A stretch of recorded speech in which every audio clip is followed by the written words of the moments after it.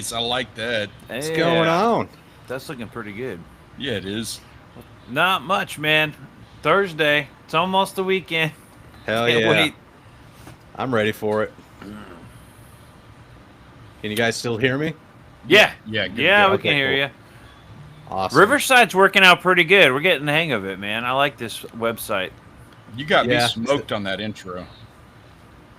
Oh yeah, I did that my in game. my video editor, man. Starting to play around with it a little bit more. I need to do that. It's fun. I tell you what, it takes a long ass time. Like I just uploaded my Superman video to drop tomorrow at 5 p.m.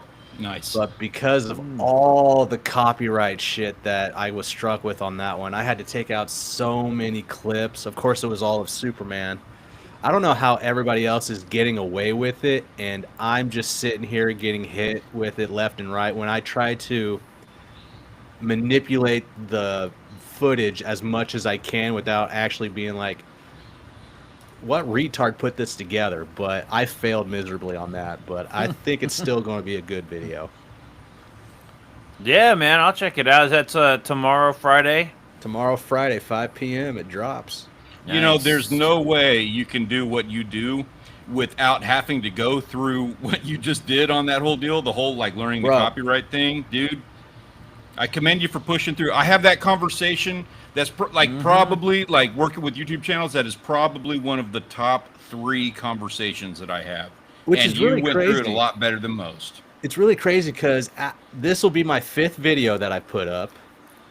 And the other 4, I've never ran into a copyright problem. I thought I Yeah. would run into copyright problems Well- with using music and sound before I did Yeah. with actual video footage.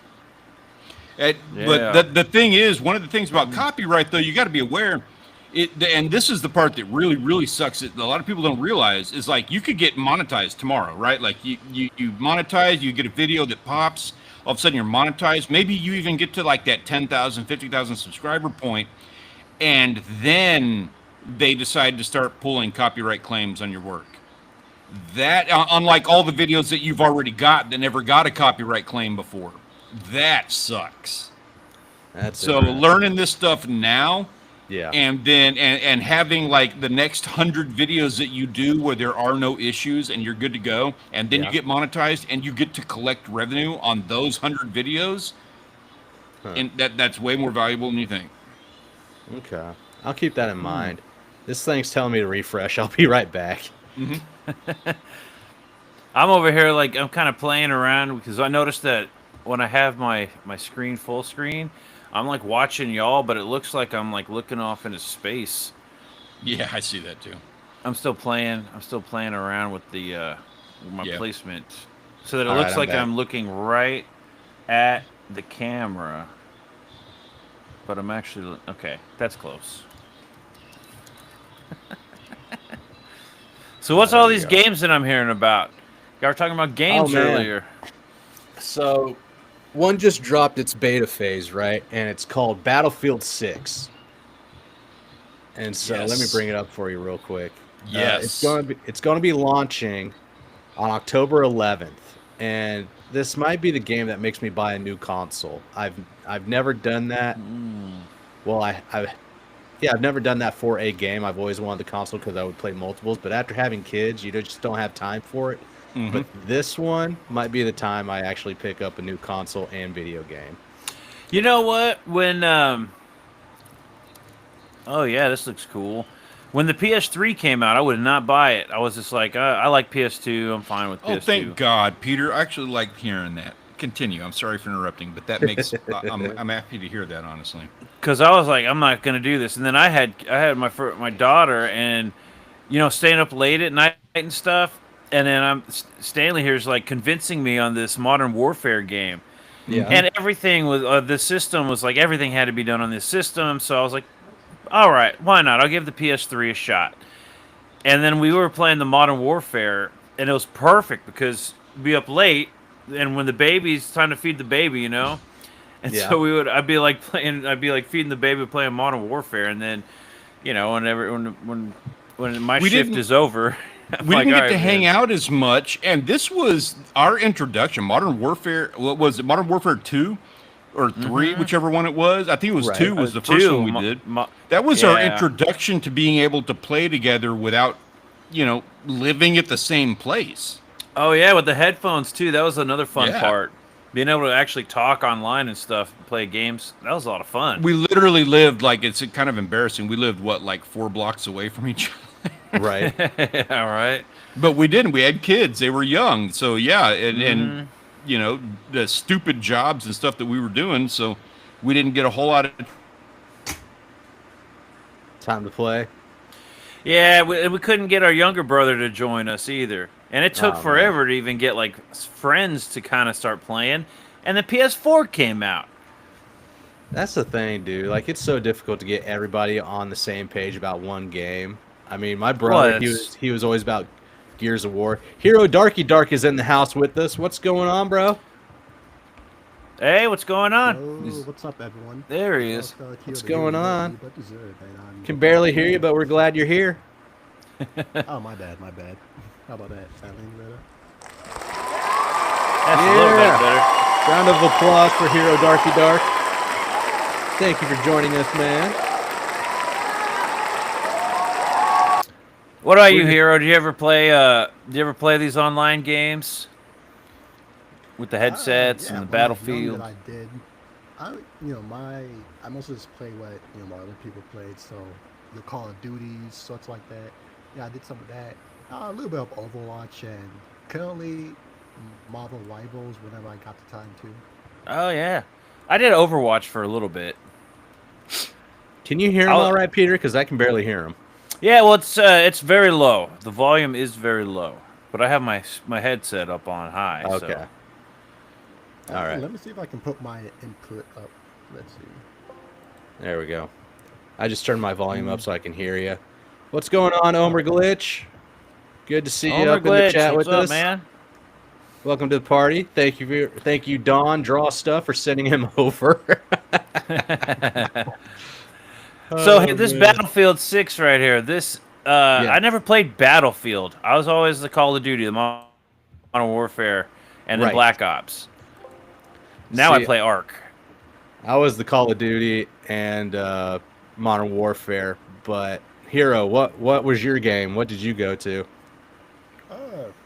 Younger, it was mostly Call of Duty. As I mentioned before, nowadays it's like Marvel Rivals and such. Sure. Well, Battlefield 6 just launched its beta for everybody who has a big name and a Twitch account and does all that stuff for them to play. And when I saw this, I actually got hyped because there's an old gaming show from Neeb's Gaming Channel called Battlefield Friends. Have you ever heard of them? No, I haven't heard of it.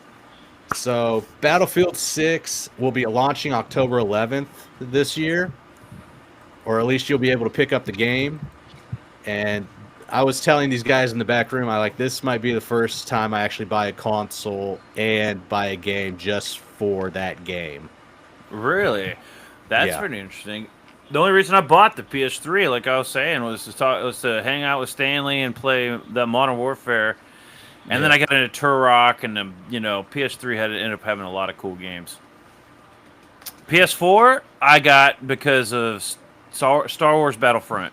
Okay. I was 100% sold on that game, and I had a movie theater screen. It was 120 inches, and I had surround sound. And I was playing with the headsets and everything. I was playing that Star Wars Battlefront in a movie theater, and it was amazing for about 6 months. And then they started doing that bullshit where the servers, they start shutting down servers and stuff, or people started modding out the game. Yeah. And once they start modding out the game, it's not fun. Then they came out with Battlefront 2.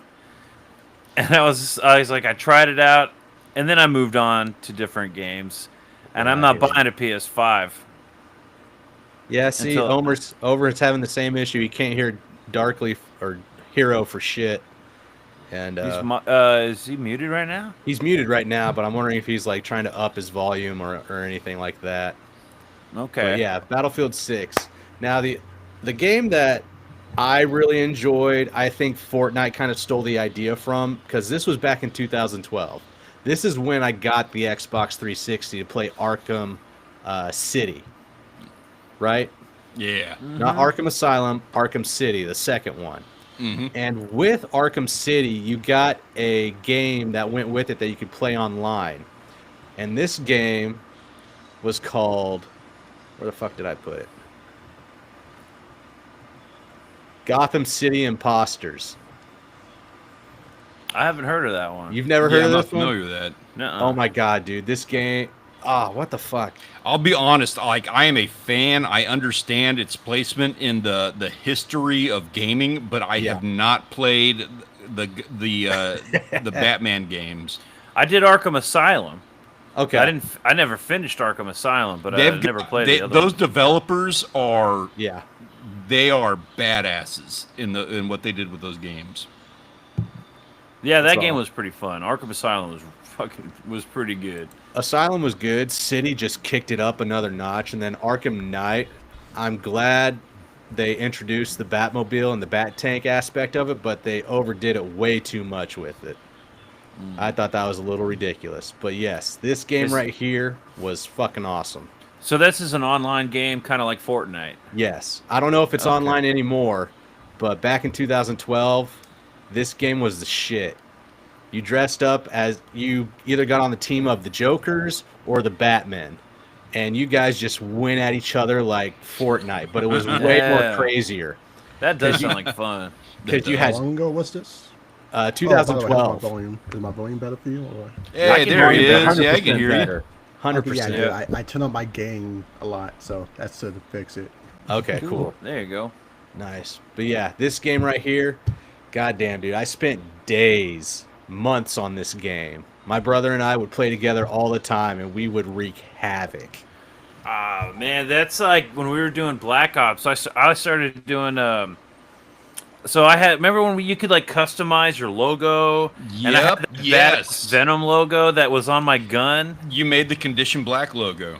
Yeah, and then once everybody started, once you started getting good, and they started doing the replay at the end of the battle, Yeah. and everyone started seeing my gun with the logo and everything. Mhm. It was this logo right here, my tattoo, and the Condition Black logo. Damn, Okay. dude, that was pretty cool. Well, Everybody's I thought like, dude, how do you make I that? thought I'd show off a little bit of the gameplay for Gotham City Imposters just to show you guys how awesome this game was. So bear with me for a second.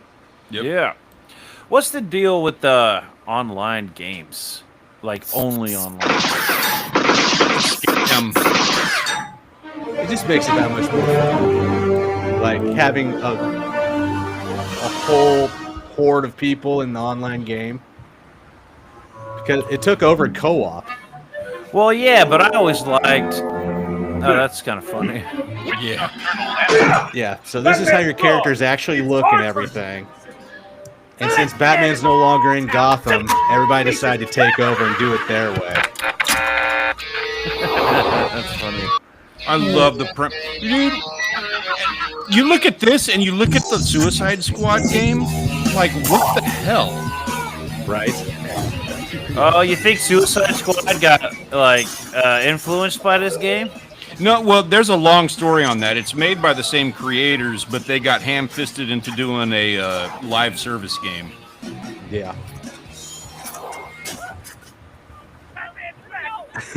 Batman's back. Get out of here. Run. It's like red light, green light. I'm here to. Ah! What the? Ah, what the f- is that? You just got hit by a bear trap. Get it. But yeah, you could Naughty little bat. fly through the sky, or at least glide. You jump off of little trampolines. You grapple gun onto the top of buildings and everything. This game was the shit. Yeah, that looks like fun. And now Yeah, they we've made like a modded reverted. version. Now we've reverted to the Suicide Squad Kill the Justice League. What the Screw fuck? that. Oh yeah, well, yeah. Let's see. That's just everywhere on every entertainment platform, from movies, comic books, everything. Started doing that kind of shit. Justin says, for the first-person shooters, my fondest memory is playing GoldenEye on the 64 with some friends. Hell on projector yeah. screen. What a time to be alive. Mm-hmm. Yeah, you know what sucks is I didn't realize you could put a sticker on the fucking TV and Right, we always. learned that with Modern Warfare. Yeah, I learned that with Modern Warfare. I was like, dude, I didn't think of that. We should have done that on You could buy them on eBay, like a Yeah. fucking dot sticker. a dot 100%. sticker. Oh But- man. Let's see. We've got Well, Hero here. So let's go ahead and dive into his campaign that he's here to talk to us about. Hero, what got you into comics and manga? Like, when did you start doing that, and then when did you start creating your own? When I first got into it, it would be, of course, when I was younger and I was watching, all those TV shows that most kids watch, like Dragon Ball, Naruto, Bleach. Yep. And then also like Oh, yeah. Western media such as Justice League Unlimited, Static Shock, Teen Titans, all that kind of stuff. So, off with, my main consumption of entertainment that I enjoyed was superhero media from the left and animes from the east. So, as I grew up, like most kids, a lot of it just kind of remain, those ideas and such you have in your head because, you're like, oh, I want to be Superman. Oh, I want to be Batman, do all this such. And then, as you get older, you kind of grow more to realize that, okay, you don't just need to basically copy or like just self-insert your story. You can actually create your own. So when it came up around high school, well, there was like assignment to write a story that I was just like, oh, wow, I'm actually pretty good at this. So from there, it was just research here and there to see, What's up, okay, zombie? well, how do you structure this? Oh, how do you create this? And, till eventually, as I became an adult, I got a job, saved up money. I was like, okay, I'm going to start doing my own comics and manga and such. Because I started about 2 years ago, which was, well, it was like peak nihilism in, I guess you could say, the superhero culture. The boys were at peak popularity. All people wanted to talk about was either Superman, all that kind of such. And so, one of those things where instead of just complaining about it, I was just like, okay, well, let me just start making my own stories that has those good, important, compelling hero journeys and conundrums that I want to see, that I remember reading and watching, from when I was younger, like just Unlimited and such. And so, that just leading to creating Relentlessly Bullied Hero, which features a young hero who's trapped in a bonding deal with a villain. Her name's Gamora, and because of that, he cannot get rid of her no matter how hard he tries. And so, as he's dealing with all this kind of trouble since recently one of the top heroes died, so now there's a lot more villains attacks, and even corruption among heroes are starting to bubble up. He now dealing with this villain who loves to spend a lot of her time just mess with him. So obviously his life sucks. So yeah, What's the fun name to of this just book? watch him, go through all these trials, to find his way of being a hero, and everything else that will be appearing. And what's the name of this Nice. book? Relentlessly Bullied Hero. I got it right here. Hang on, I'll bring it up. Yeah, we got to look at this. I'm looking at the Twitter right now. The artwork looks pretty good. Here we go. Is this the cover? This nurse? Yeah, that's the back cover, and it's gonna be a poster. Okay. Do you want us to Which- play the video real quick? Yeah, sure, go ahead. All right, here we go. It's only like 20 seconds or so.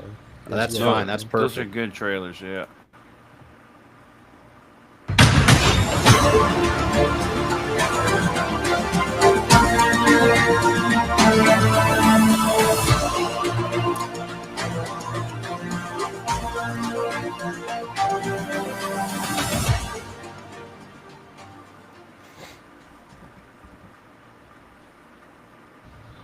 Dude, I love the animation on that, man.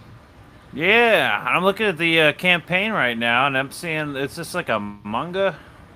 Yeah, it's a manga, or you can just call it a very manga-inspired comic. I honestly just do not care. So you can call it whatever you want. I'm still gonna credit it. It looks cool, man. The artwork's- manga style, but it's read left to right, so that's easier on me. So, I'm sorry. Who's the? Oh yeah, it's America. America. We read left to right over here, everybody. You So want to this read is- backwards? You go ahead and. So this is issue 3. What has brought your protagonist to this point for issue 3? Is there anything that you can give away without making it to where people don't back issue 1 or 2, or does it all kind of like grip each other so cohesively that you can't really give anything? Oh no, I can say some stuff. Like, thankfully, since it's relatively the beginning of the story, I kind of structure so that while each chapter do connect to each other in ways and what caused the events, relatively they can all kind of work as their own uh, self-contained story, relatively, anyways. So it's like, okay, if you just pick up your number 2 or number 3, you won't be utterly lost. Like, yeah, you might not get every relationship or how everything works, but like, generally speaking, you can get the story if you read it or like look at anything. Basically, what led him to chapter 3, chapter 1, more of a, like I could say, introductory, Okay. arc, classic villain attack, blah blah blah. The guy does his, best to stop him, that kind of stuff, and. But how it ends, that because eventually the situation escalate to a point where he needs to be in 2 different places at once. Obviously he can't do that, so he was kind of forced to rely on the villain to help take care of the second stuff. But Right.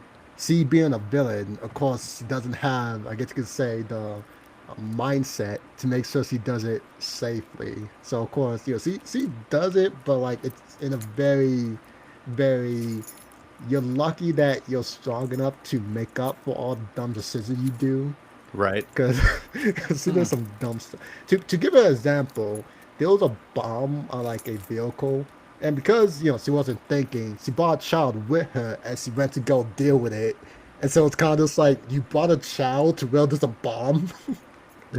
God. So very obvious. So after that, Zio's kind of just like, yeah, I need to actually start making friends, because I cannot keep relying on her, which kind of led to what chapter 2, where he's trying to make friends with other heroes, but Right. it's a little bit hard for him because don't tell anyone, but he's a bit of an edgelord, so he's not the best socially. But eventually he ends up going to I guess you can call it an event where like other heroes are at, and he goes, blah blah blah, stuff happens. Thankfully, he does meet someone there who can kind of be associated with, and then of course, conflict happened, blah blah blah, and then since thankfully he has someone who he can associate with, be cordial with, he then introduces him, the main character Zio, to one of his friends.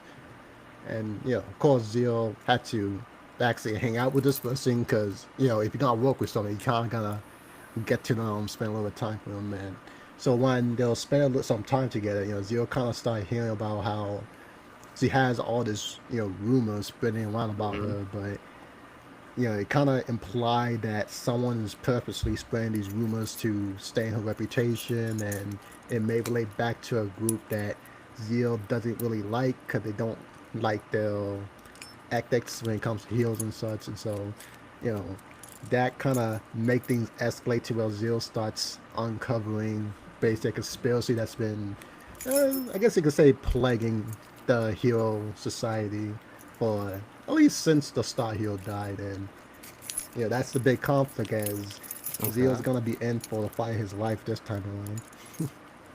Looking at your art, man, this is one of the better ones that try to be a manga book, because what you need in a manga book, because it is black and white, are speed lines, and this book is just drenched in speed lines, man. I absolutely love it. You have it here. You've got the mystic, like, power coming from this guy over here. The blood splatters are spot on, and your effects, your sound effect are just on point. This almost looks like manga calligraphy with the way it's styled. This is really shout out well to done. my artist Jose Debu. He's a great guy. Of course, he handles basically the art. I only really like give either. Well, yeah, I guess you could say I give like advice or like I get to say edit notes of like things he can do to make not composition. Well, yeah, composition. Basically, edit note to oh yeah, try this. Oh yeah, try this perspective and stuff like that. But he handles most of the art, and he's been steadily improving with every issue. So I'm happy that I teamed up with him because when I was first searching for artists, thankfully I was a little bit stubborn with what I wanted. So at first when you look around, there was a bunch of people who say they do manga, but they basically just do American comics in black and white, which is fine, but it's not exactly what I look for since I grew up watching anime, and I think I only really started reading comics and manga when I was a teenager, where I kind of finally realized, oh shoot, those things in book version and that kind of such. So Right. I kind of know what anime art style looking at manga, so I didn't just settle for the first one that came up. So I just kept looking until I thought some other people can get the anime look, but a lot of them were like the really high price ones. Right. It's like, I want that style, but at the same time, I gotta be slightly reasonable. But thankfully, do enough searching, I found them. I was just like, oh, yeah, I want you. And so I just messaged him, and he was on for the ride. And since then, we've just been working together. Your colors for your cover are really good too. I like the what is it, Ditko docs? That texture to it. Yeah. The texture, Oh. you've got the nice lighting on Zipatone the or something? spandex. Yeah. Zipatone. Zipatone. Yeah. Funny enough, that's the second version of that cover. There was a first version that haven't been released, but it was one of those things where just like, oh yeah, it looks nice, but then for lore I like reasons, this, we actually changed it out. Because like- originally he was supposed to be more, I guess you could say, teary-eyed, but Okay. for such a low reason, I'm like, oh yeah, no, I can't have that. So kind of change to just give him more of a, oh please don't let me be dropped look. I like the big titty cover you have a couple covers down. Oh, okay. Oh We'll yeah, check no, that everyone out. like those With covers. the eyes glowing. That one right there. Yeah, that Yep. one. Well, I like the Corey- shadow. Like over Corey the front of Barton's in the face. house. Yeah, I like the lighting and the What's up, Corey? shading and the high contrast imagery. And a titty. Corey is our guy who's always asking where the hot babes are and everything, so he should be up here just Yeah, man. eye-goggling cover's this for you. cover right now. I don't blame us. Gamora is a fan favorite for some for obvious reasons, others for how she is in the series, because she does help carry the series tone and I guess you could say readability. Yeah. As I mentioned before, Zeal's a little bit of an edgelord, which is by design, but by design it also can make him, like I could say, a harder personality to constantly follow, especially if he's by himself. I always describe him as Batman if he didn't have nice. And I always describe him as Batman if he didn't have Alfred or Robin or someone around him. Well, it'll just be 24/7 the mission, all that stuff. So thankfully Gamora around, that's someone that can be around them, bounce off from, soft more of his personality, kind of make him break character, if you will. And Yeah. in some cases, force him to do something that in character Zio himself wouldn't usually do, but not have to, because Gamora's kind of just bossing around sometimes. Because as I mentioned, she does have his heart. Oh no, I don't think I mentioned that before. Yeah, no, Gamora has his heart, so it's a little bit harder to say no to her when she asks for something. Right. Now, But yeah, is, so that's what makes it a lot fun. As the two do bicker, and from what I heard, a lot of people like seeing them bicker. of course. Despite the fact that they're not married or anything, it's kind of like, oh, okay, there they go again, bickering.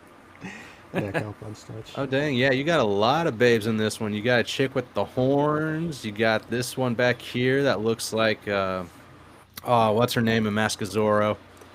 Oh yeah, no, those are submitted designs. Catherine Zeta-Jones. I have a Catherine teal- Zeta-Jones. Yeah, I have a teal. Well, people can submit hero design and they'll appear in the back of the book and such. Nice. Oh, that's really? cool. yeah, I like Yeah. that. What's your Oh, yeah, what's your no, cool, inspirations? yeah. Like, what are your top inspirations for this? For this specific story, obviously, Justice League Unlimited, Batman's anime series, Superman anime series, Status Shock, Teen Titans, but on the manga side, it'll be stuff like One Punch Man, and very obviously My Hero Academia. Like that's like the most like compared to everything else, I'll say it's like a pure I guess I could say 30 to 40% of the inspiration, which is Yeah. like the biggest portion size of it. And Yeah, I watched, everything else is like the smaller shonen stuff that I enjoyed. Yeah, My Hero Academia, I was hugely into. I see really that. good. I see that. Yeah. But I grew up on Dragon Ball Z and then Naruto, of course, and Of course. those were my two go-tos. But I'm really digging this art. This chick right here, this looks like a chick that I would probably get giddy around because she looks like one that's a strong, willful Strong. woman, but at the same time, she's got that, I don't know, kind of like I'm going down on mysterious, you, look. but sexual predator type feel on her. Do you ever know about Monster Musume? That's my favorite anime I've ever made. Monster Masumi. I can imagine. Actually, yeah, you know what it is. I You know think what I'm there, talking yeah, there's about. some underlying thing there I'm not aware of. I'm gonna look it up. You gotta look it up. Yeah, instantly you're gonna be like, oh, okay, I get it. Everyday life with monster girls. Yeah, Am I that's looking it. at- Am I gonna get in trouble for this? Is this something I don't need to pull up? Like, No, I don't think it'll put you on a list, but it used to be on Hulu, and then they took it off of Hulu. Yo, you've got a hoodie on this campaign? Yeah, dude, that hoodie looks badass. oh, that's yeah, cool. my, I like that. I have the guy who helped introduce me to a place where I can get a custom hoodie done. So I'm like, oh, hell yeah. Is that like a mask, like that goes with it? What's up with that mask? Oh, no, that's just my avatar. Oh, okay, so that's just part of. That's not like I because wonder I how saw. many other people are asking that. Yeah, right. The cash grab actually had a gator you could get that had the cash grab. I don't know, the Cecil Jones mustache and smile with the Donald DeLay's art. Right. That's Oh, pretty yeah, I cool. might- It kind I of might looks watch like one that. day. Yeah, man, that would be pretty cool. And then you could wear it with the hoodie. I gotta tell you, my favorite cover on this one is your cover C, dude. Cover C is banging. Let me get to it. This one right here. Yeah. This Yeah, looks it's kinda awesome. funny because now there's a trend in cover C's where if it's cover C, it's most likely the main character really going through it. Yeah. Like the Oh, last, I'm gonna keep an eye out for that. That's interesting. yeah, because like in the first one, he wasn't really beat up, but you can tell that he's going against something that's making him a struggle. In the second one, he was straight up getting punched by like 8 different people. You guys ever saw Nobody? That movie? Nobody? Yes, Yeah. Yes. Yeah. Yeah. Yeah, That you know sounds that familiar. one. I always poster- wanted that movie to be something freaking amazing, and it came out good. Nobody is the one with the guy from Better Call Saul, right? Yeah. Yeah. All right, let me look this up. Yeah, you 'cause it guys know sounds that poster familiar. was him being punched by like 6, 7 different people. Yes. Yeah, so I basically made a cover basically inspired by that, and that was Oh, the cover yeah. C for like the second campaign. Okay. And so now it's the third one, and yeah, he's not doing any better. This is awesome. That is I'm a pretty funny cover. I'm really digging this cover. This is my favorite cover. He's got like the shards either coming in of him or sticking out of him. Yeah, I like this. This one. This would be the one that I back Yeah. right here. What is it? Are they coming out of him, or are they sticking into him? They're sticking into him. Okay. Ah. Yeah, Yeah, that is so pretty cool. He's really going through a big fight right now. What is that? That looks like A shower another. curtain.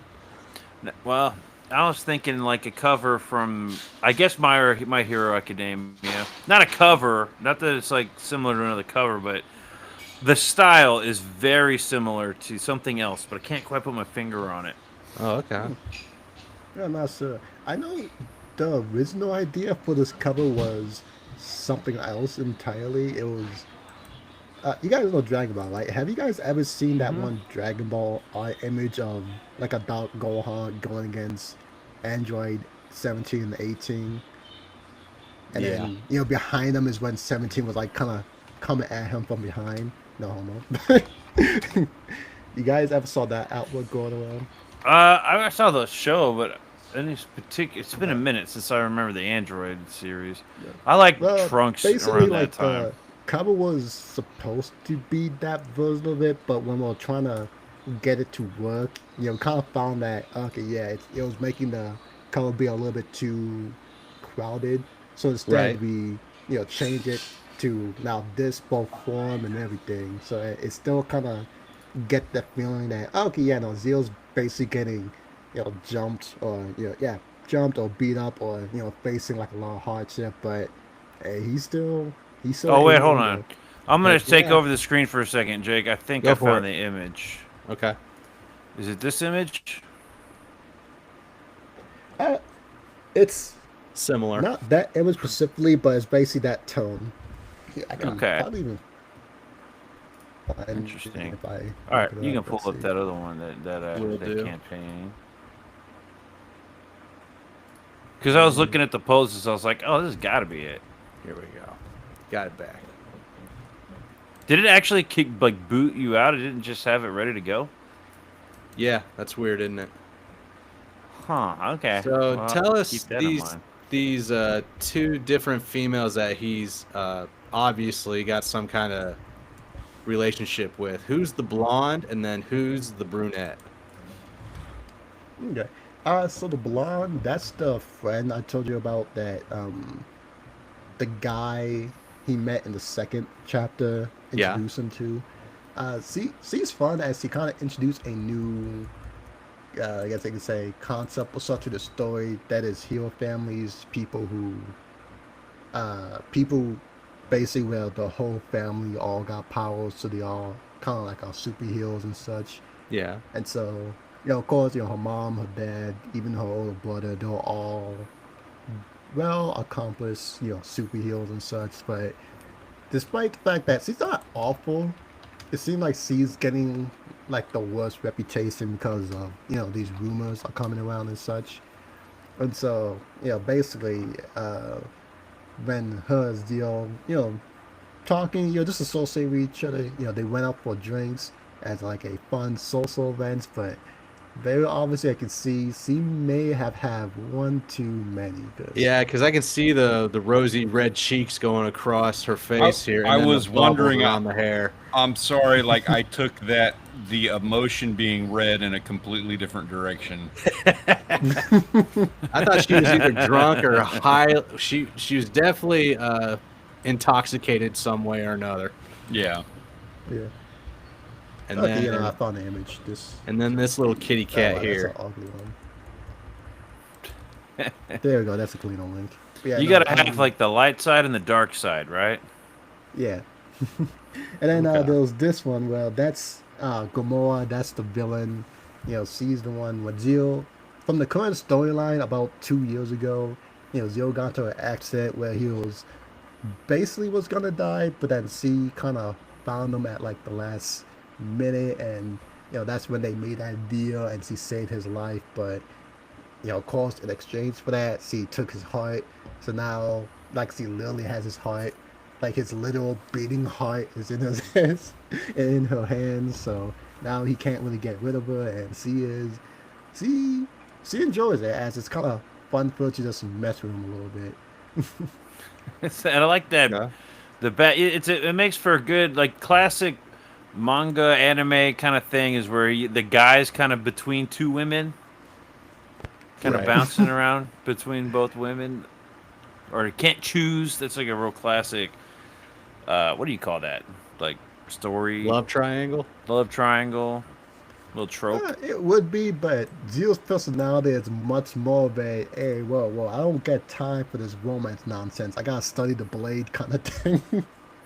Okay. Yeah, and that's even 'Cause, better. like he lives with Gamora, and even Gamora barely makes any progress with him. 'Cause that makes them want like more attracted to him, right? Yeah. Because he doesn't give them the time of day. Yeah, basically. At Yeah, this point, that's it's just a good. game of who can get him to crack. But, So who's the little bug looking girl here? so that's Lily. That's Gamora's. It's not exactly established what she is to Gamora because she calls Gamora sister. Okay. Okay, Calls her that's your sister. sister. Is she just your assistant, your associate? It's kind of up in the air exactly what are the connection, but basically, Lily just calls her sister. So Okay. it's so yeah. But yeah, so basically, she's more of like I don't want to say a background character, but yeah, basically she's more of a okay, yeah, she just most of the time by Gamora's side, or she's off doing her own thing because she's very I don't want to say reserved, but very yeah, whatever. I'm alive because I am kind Right. of personality. Yeah, because Okay. I won't spoil. Well, no, I don't get to spoil. It's not that important because like in the first chapter, she only appeared for like a panel, but it was just next to Gamora, and it's kind of funny because despite that happening, you'd be surprised that there are more than like one person who's like really into it, like as a character, and so just Right. like oh wow, so basically one panel and she's already a loved character. She doesn't even speak either. But yeah, she's mostly off doing her own thing. Thankfully, in chapter 2, she does get a little bit to do, and then, yeah, same with chapter 3. She does do a little bit to help as well. Okay. Because she's like a Cool. fun That's cool. companion to have Gamora bounce off of and kind of see how she acts when she's not interacting with Zero, as we can kind of better see that. Oh, okay, so she has a way she interacts with Zero, and then there's everyone else that she interacts with in a way. Right. So you kind of get more the feeling that, oh, Yeah. okay, so she is doing a lot of this just to mess with Zero, just not in general. And that's just not her in general. All right. So this is a 74-page book. That's pretty cool. Is this going to be like manga-sized books? They're gonna be more like comic size. Oh, comic that's even- standards. Yeah, that's cool. Yeah. That's even better. I like that. Yeah, And it's there's a lot 74 easier. pages, $25 for your standard physical copy. That's a banger. Yeah, that's man. not bad. That's a good deal. And this artwork looks cool. The story sounds like a lot of fun. Yeah, and you're already 3 issues in, which means your story's there and you've fulfilled before. So that's a really good for people that want to become first-time backers. How long did it take you to Yeah. write this? Like I'm envious of like your writing schedule on this. Well, it kind of depends because, like a lot of things, things go through rewrites and such. So I guess the first version, it depends on how things goes. Because sometimes a script can take me months, but that'll be because I'm doing it in between things. So it's not like I'm working on it every day. And it's kind of funny because technically speaking, a lot of these scripts was written before like the first issue got printed, or Okay. I guess you could say actually went out to backers, because between it being made and then the campaign and then fulfillment, that's a lot of time to be there, and so I kind of spent a lot of that time just working on the next one, because why not? So that Right. once the first one finished, I can immediately go to my artist and just be like, hey, want to start the next one? So technically speaking, a lot of these scripts was finished like 2-3 years ago. But of course, as time move on, I get criticism. I get things. I'm like, oh, okay, yeah. Let me tweak the script a little bit. See what I can do. Don't just go with my first version. Try to make it better by extension. Yeah. So that Yeah. can easily expand onto it. So it kind of just really depends. Overall, if I'm really dedicated to it and I get a good mojo going, I can easily get a script done in like a month or two. Depending Nice. on everything. Yeah, Because a man, I lot of wish it I is just could've read me just something like going, that okay, how fast. did this fit in everywhere?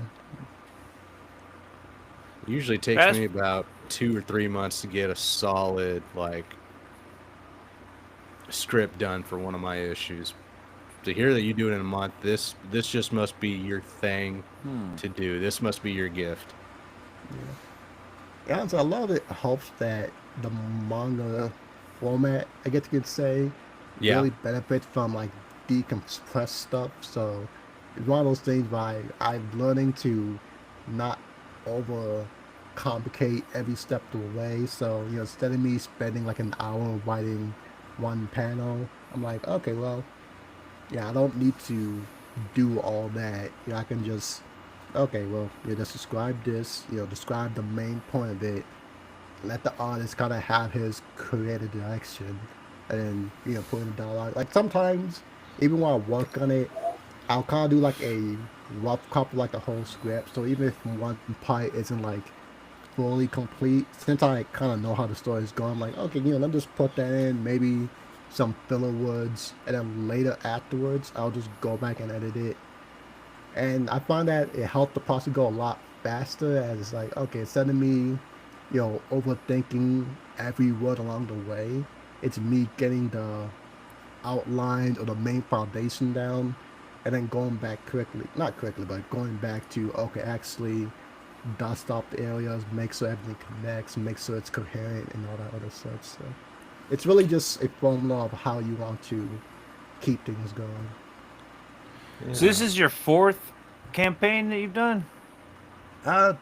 Technically it's third. I do have another campaign for my first official different IP I'm doing called Stormware Riders. Originally that story was supposed to be released before this one, but I had an issue with the artist, so I had to go and find new artists. So, now this is my third one, and then the next one, Stormware Riders, which is launching tomorrow, will be my 4th campaign. Oh, your other campaign's Okay. launching tomorrow. Not tomorrow, sorry, next month. Oh, next month. Okay. Cool. Yeah, as Storm Riders soon as 1? the main one for this one ends, I'm gonna do the next one. As this is a Okay. good season for crowdfunding. When did you start crowdfunding? When was your first crowdfund?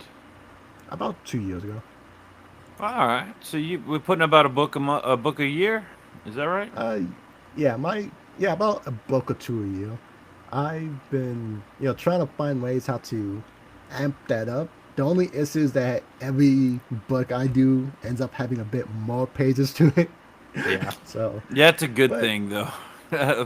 Backers really appreciate like extra material, extra stuff. It takes longer. That's but a good problem to have. Yeah, like there's some books that I'm fine waiting because what I've gotten from them in the past was very good, and so I'm happy to wait for the quality. Oh, That's thanks, good. Peter. Yeah, and but extra my work. goal, But Jake, your time's eventually almost is- up, dude. I want Cobalt 3. I can Yeah. only be on the balance, that cliffhanger for about 2 or 3 more years, and then I'm gonna lose interest. Yeah, I need to get on it, man. You ain't lying. But let's check out these tiers real quick for Relentless Bullied Hero. So we've got the digital book for $8. That's for issue 3. Then we got all 3 digitals, which is 180 plus pages of story for 15.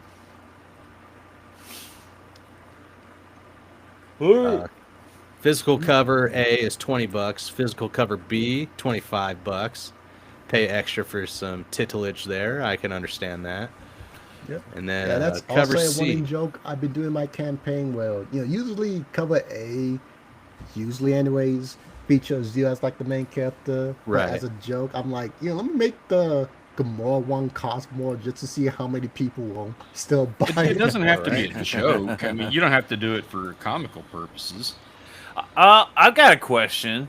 So, okay, have you heard of not Kickstarter? Fund My Comic.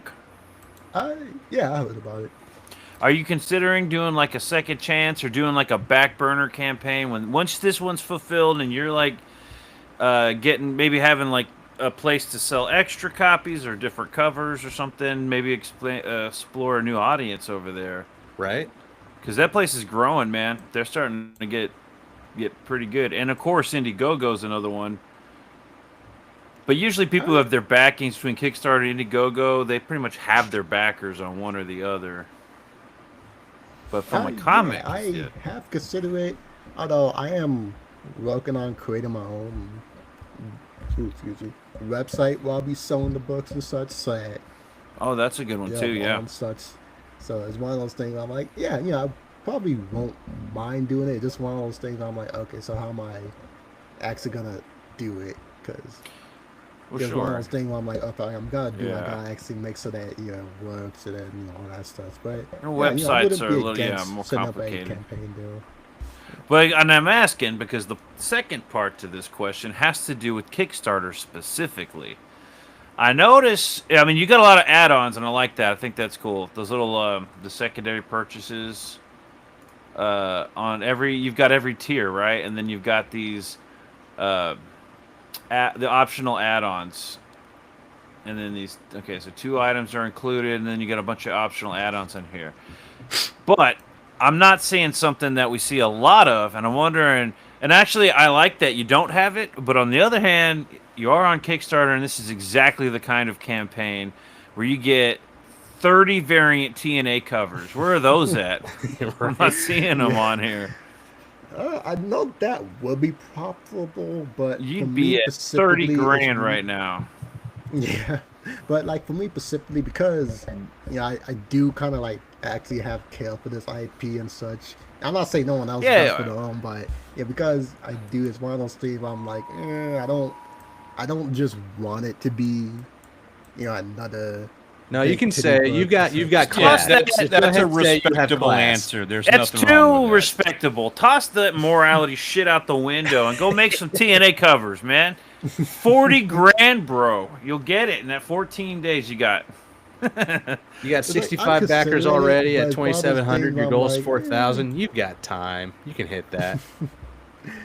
It's not like I haven't ever considered it. I'm just more like, nah. I want people that if they back it, it's specifically because they want what's inside of it, not just they're gonna buy the cover and then never open the book because they stop midway at the cover. So I'm like, I want the people who buy it. Into it. So like read it and enjoy it. I'm not against putting some nice material, as you can see from the thumbnail art, with the nurse. That's my fan service to people. But I'm like, let me keep it somewhat tasteful so that it's like, okay, this is like an actual series I want to work on. I'm not just putting it out there just because I want to make a quick buck off of big. So I'm gonna be doing it when I get my book like to the point where I'm going to be launching it. I'm going to launch it on Indiegogo. That's where I want all my solid fans who want to read the work. At the same time, I'm going to have another campaign, maybe after that one ends, over on Kickstarter where it's nothing. 30. I'm going to aim for 30 variant TNA covers. No safe for work. I want to do one of those. Like at least one. I want to have fun with that. Yeah, well, I mean, I take some pictures and his response on that. You see that he's like, "Yeah, no, yeah, of course, yeah, we'll take some pictures of yourself, and I'll get right on it." But yeah, definitely, I want to try that out and see if I can make 40 grand off of just covers, because no one over there will even know about it. Yeah, you can just make the whole book nothing but the covers. They'd be happy with it. Oh yeah, that'd be good too. There's no book. It wouldn't be the first time that I've seen that. As one of those bonus things that you do an entire book as a bonus, like an entire book of just covers, like a collection of the cover art. Yeah, all right, here's how you get around that. You give it 10 pages of story. and throw in some ads in the middle. Yeah, and then the rest of it's fan art or something. Or TNA covers. Speaking of, I guess we should go ahead and do an unboxing right now. Yeah, you told me about this the other day, and I've been waiting. Let's do this. Where is my knife? Fuck. He's got the box right there. He forgot the knife. I forgot the knife. Here it is. Don't you have a bionic hand that you can just rip it open with? That'd be way cooler. Use your Superman string. I could. But, gotta keep it a little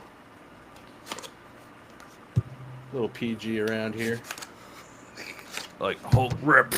All right. Let's see what we got here. Oh yeah, look at that. Came with my number 2 pencil. Oh shit, Yeah. dude! You got the pencil. I got the pencil. I'm Damn, so I'm happy. jealous, dude. I want one of those. Oh, But yeah, they were yeah. already, I think, after like past the first 100 backers, so Where could I I wasn't gonna get- get a pencil. Where could I get a very good number 2 pencil? Only Does it have arms like no that arms. attached to it? No They arms. dude, that should have been a 3D Not a printed whole arms lot. that What's the attached brand to on it? I want to know what the brand is. The brand on it. It should I have don't know the if you can etched. say. I don't know if you can see it, but it says pencils down. Yeah, it's like etched into the pencil. Yeah. Okay, so he's actually got branded pencils. I got. Yeah, Okay, yeah. okay.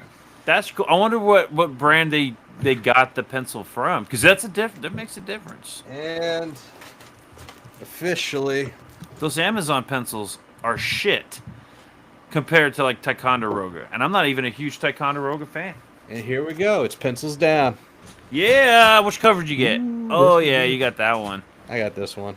I was a fan of the other one, and when it comes to pencils, the Murado, the number 2 pencils, the Murado Black Warrior is the best warrior. Oh, the Black For- Warrior. I used to use those in great. I'm a in- Ticonderoga guy.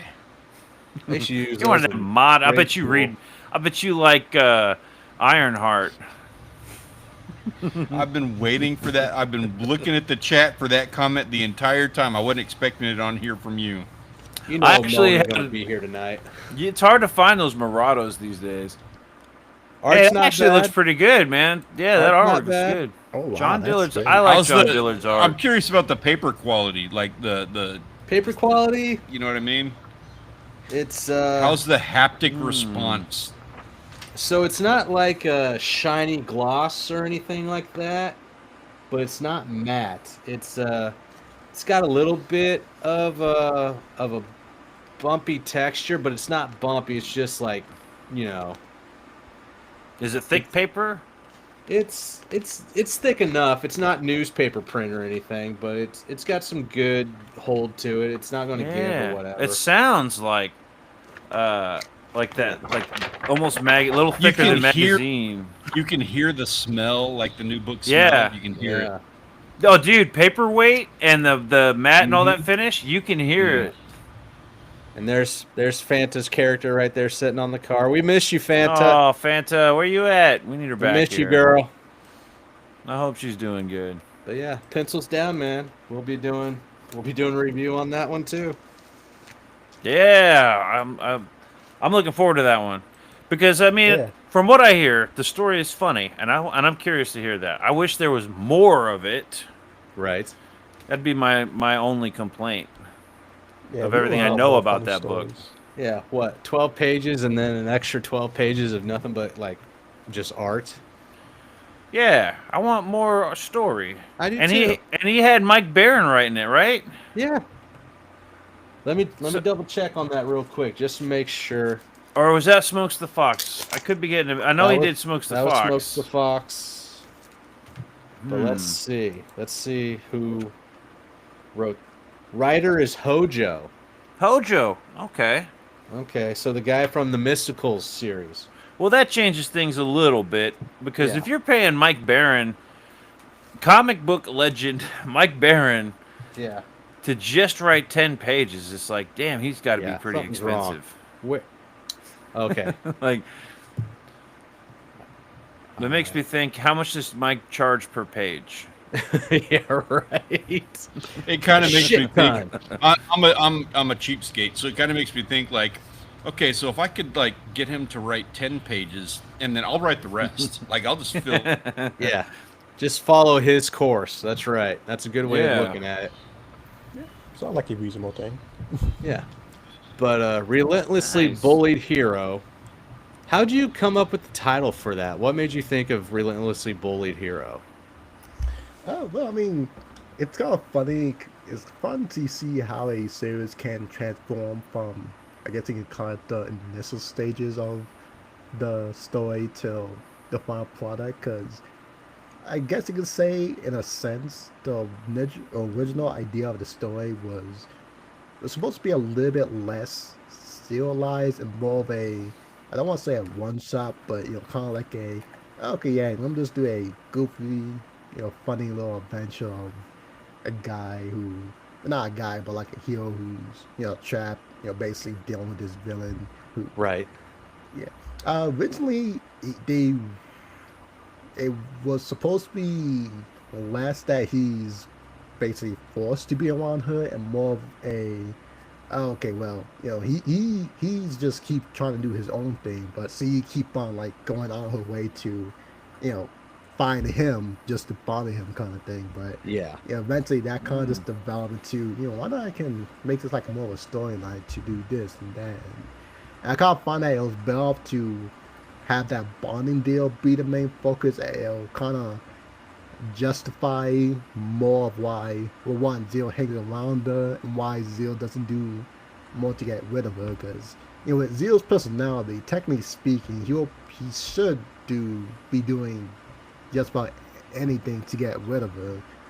But, to not have him do so for no reason will feel like a odd breaking of his character. So that bonding deal make it a bit better as it makes it like, oh, okay, well, now there's a reason why he can't just, continuously chase her off the second he sees her. Because now it's like, okay, I can't, or else I literally die. So Right. it's like, okay, well, as long as he's not actively causing trouble, you want to think like, okay, fine, I'll deal with you, kind of things. And it's kind of funny because the original name of the series was gonna be "My Villain Keeps Bothering Me" or "Bullying Me." Let me check my folder Okay. because I Well, want. I like that it's got the. Yeah, my villain keeps bullying me. That was gonna be this. That's a good title too. But then, as I actually started making a story and such, I was kind of just like, while that name's good and funny, the name maker feels more slice of life than what I was going for, which is more of a, shonen kind of action, superhero story. Sure. So I'm like, okay, yeah, let me change it to, well, that's superhero, as that does sound at least genuinely most shonen, where it doesn't just, you just hear it and just be like, oh, that like just a gag series. It's like, okay, Yeah. no, it's an actual name. Because you guys know how there's so many animes with long titles, and usually those titles are like the meme. They're ones. kind of So, generic, like Spider-Man. They're like man who climbs on the walls and has spider powers, kind of titles, Yeah, so that's why I changed it. So it's like, okay, yeah, it'll make it seem a little bit more like a serious series than just a joke series. So that's how it came down to Relentlessly Bully Hill. That, and it also helps make it so that the audience know that the main character is Zero. The last one, what it does, you can debate that it makes Zero the main character. The original title would make it seem like Gamora is like the true character, Right. main character. So, making it the Relentlessly Bully Hill, put more focus that, no, this is Zero's story. Like, Gamora's there, she's his co-host, but we are following Zero. So, Okay.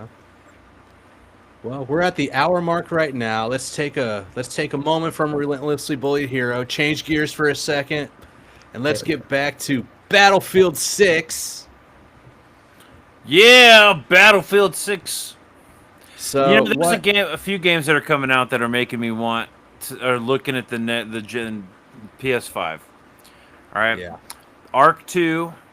Arc 2. I do want to play Cyberpunk, but I can't play it on PS4. Apparently, it's like shit on PS4.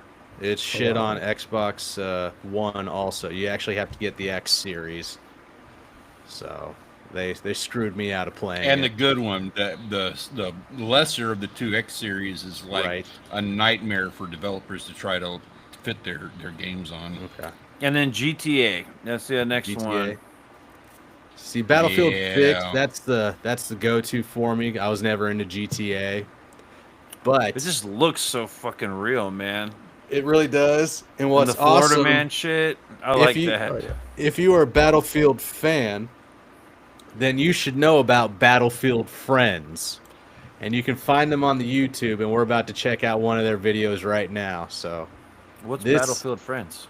Battlefield Friends is a group of guys that used to work for one of the gaming channels, like one of the big ones that would, like, you know, check out A3 and stuff like that. But I think they made their own channel now.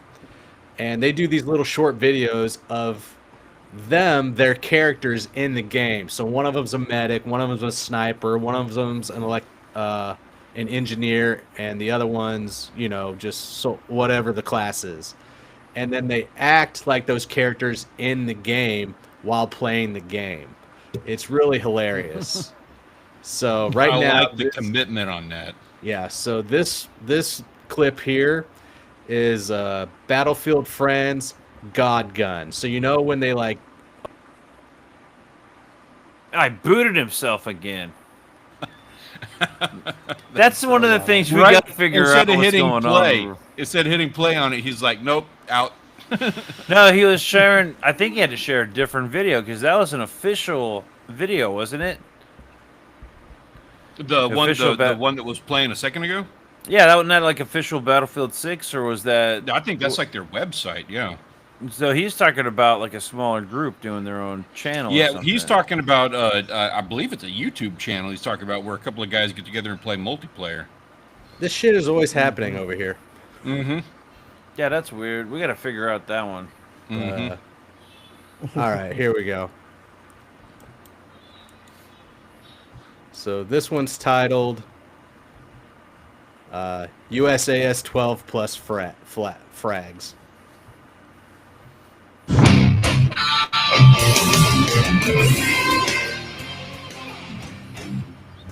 Have you seen the noob? Yeah, I think he's flying the helicopter back there.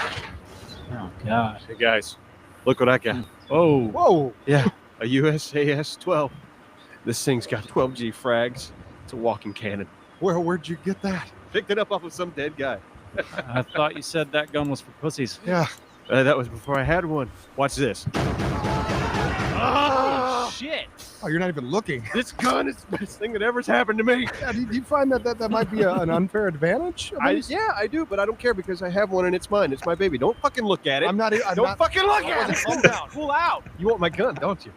No, You're staring at my gun. You want this? He's not staring at. I'm How about I switch teams right now? Huh? How would you? What? How about I switch teams and come back here and eat both of your asses? You don't need to switch teams. We're all in. Come We've on, been a we- team for how long? I know, right? How Hey, long? look, it's us, right? It's us. It's you guys. Yeah. You guys are my Bring friends. it back. Bring it Yeah, back. You guys are friends. There you are. Yeah. There he is. Hey guys, there's a jet locked onto me. I need some help over here. Thank you.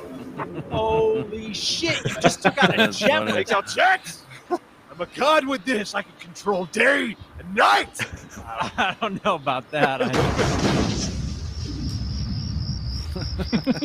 Okay, fair enough. That's pretty funny. Yeah, I like that. I wonder if he's hitting the stop share button at the bottom of the screen or if he's just closing out tabs. Yeah, I would love. What I would like. I would love to be there at the desk next to you, Jake, when you're hitting buttons. Because it happened to me because I accidentally clicked the X button on the wrong tab. See, it's not the actual buttons though. It's just kicking me out and telling me I need to refresh because I don't know what's going on. I don't know if the download uploads. I've had that exact same issue, so I want to give you a hard time about it, but I've experienced that one. Is It's that a fucking river? bullshit? That's a But I've- Riverside thing. But I've got another one for you just in case. Let's see And if it then kicks we'll you out. get into it a little bit more. But this one is called Girl Gamer. And this doesn't only happen in video games, but this also happens in this indie circuit. Let me know if you guys agree with it.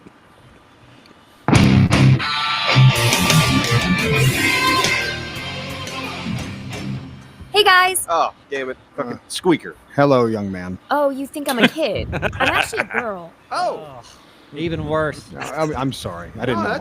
that's fine. Cool. How old are you?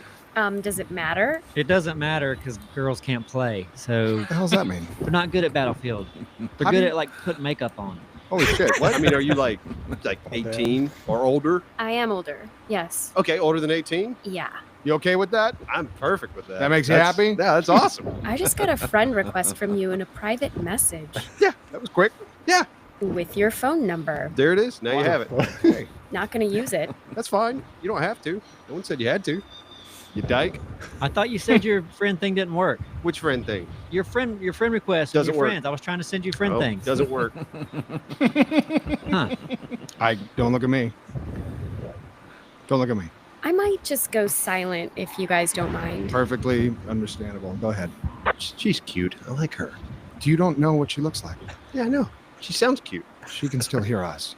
I can. Is she really going to stay on our squad? Yes, she's going to stay on her squad. And that no one has a problem with that. You can leave squads. Well, I'm just saying because we're going to be doing out there like man stuff, like fighting. Yeah, I understand that. I've been playing for a while. It'll be fine. Why don't we just move on? Yeah. She can play with us, and if she's lucky, she can unlock my foregrip. Wow, really? She's a chick. I'm being flirty. I'm having fun. Yeah, but it's a kind of inappropriate. No, we're all relaxed. What do you here. think, noob? I think we should just move on because she's going to get emotional. She'll start crying halfway through the match. Listen to you. We don't have time for that. Listen to both We of don't you. have time for it. You're making this really weird for her. This isn't weird for you, is it? It's a little weird, yeah. Because your emotions? No, because I've got one guy hitting on Probably me. that time. You guys are being douchebags. That's all I'm saying. No, I'm not being a douchebag. I'm looking out for her interest. You should like go do Operation 9 to 5. They got shops and things there because they like shopping. Yeah, that's very sexist. Listen to me. I don't see how she's going to help us out at all. I can hear you. Yeah, she's right here in the Okay, squad. but I'm just saying, like, when she kills someone, what's she going to do? Kill them. She can't teabag. She might V-bag. I'm really, really sorry. It's fine. It happens all the time, but I appreciate it. Hey, don't mention. They say they once you med pack, you never go back. I'm sorry. I was just making a kind of a joke. I figured you and I should probably stick together because we're both Girls? no, Oh, they're black. no medics. You dumb fucks. Medics. Enemy soldier! Yeah, you little bitch being bagged by a girl! Suck my balls till you gag, motherfucker! Oh God. I really don't know how to process this, so I'm gonna go. I think I'm going to go too. I think I'm going to stick around a minute. Yeah, sit here and feel this one out.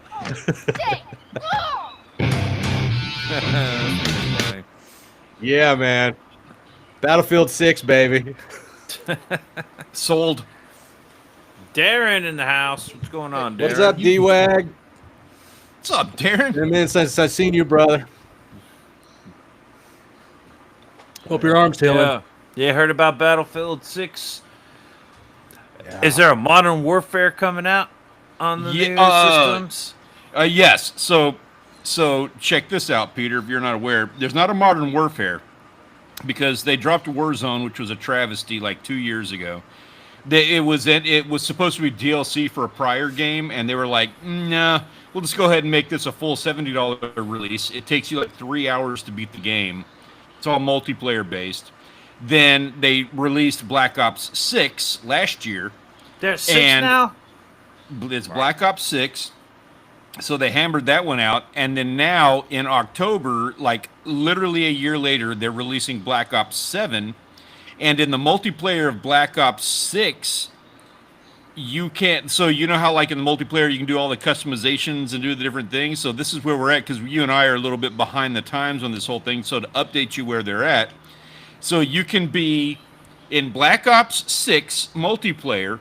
I think it's 6, the multiplayer. It's either 6 or the 7, whichever, I don't know, whatever the newest one is.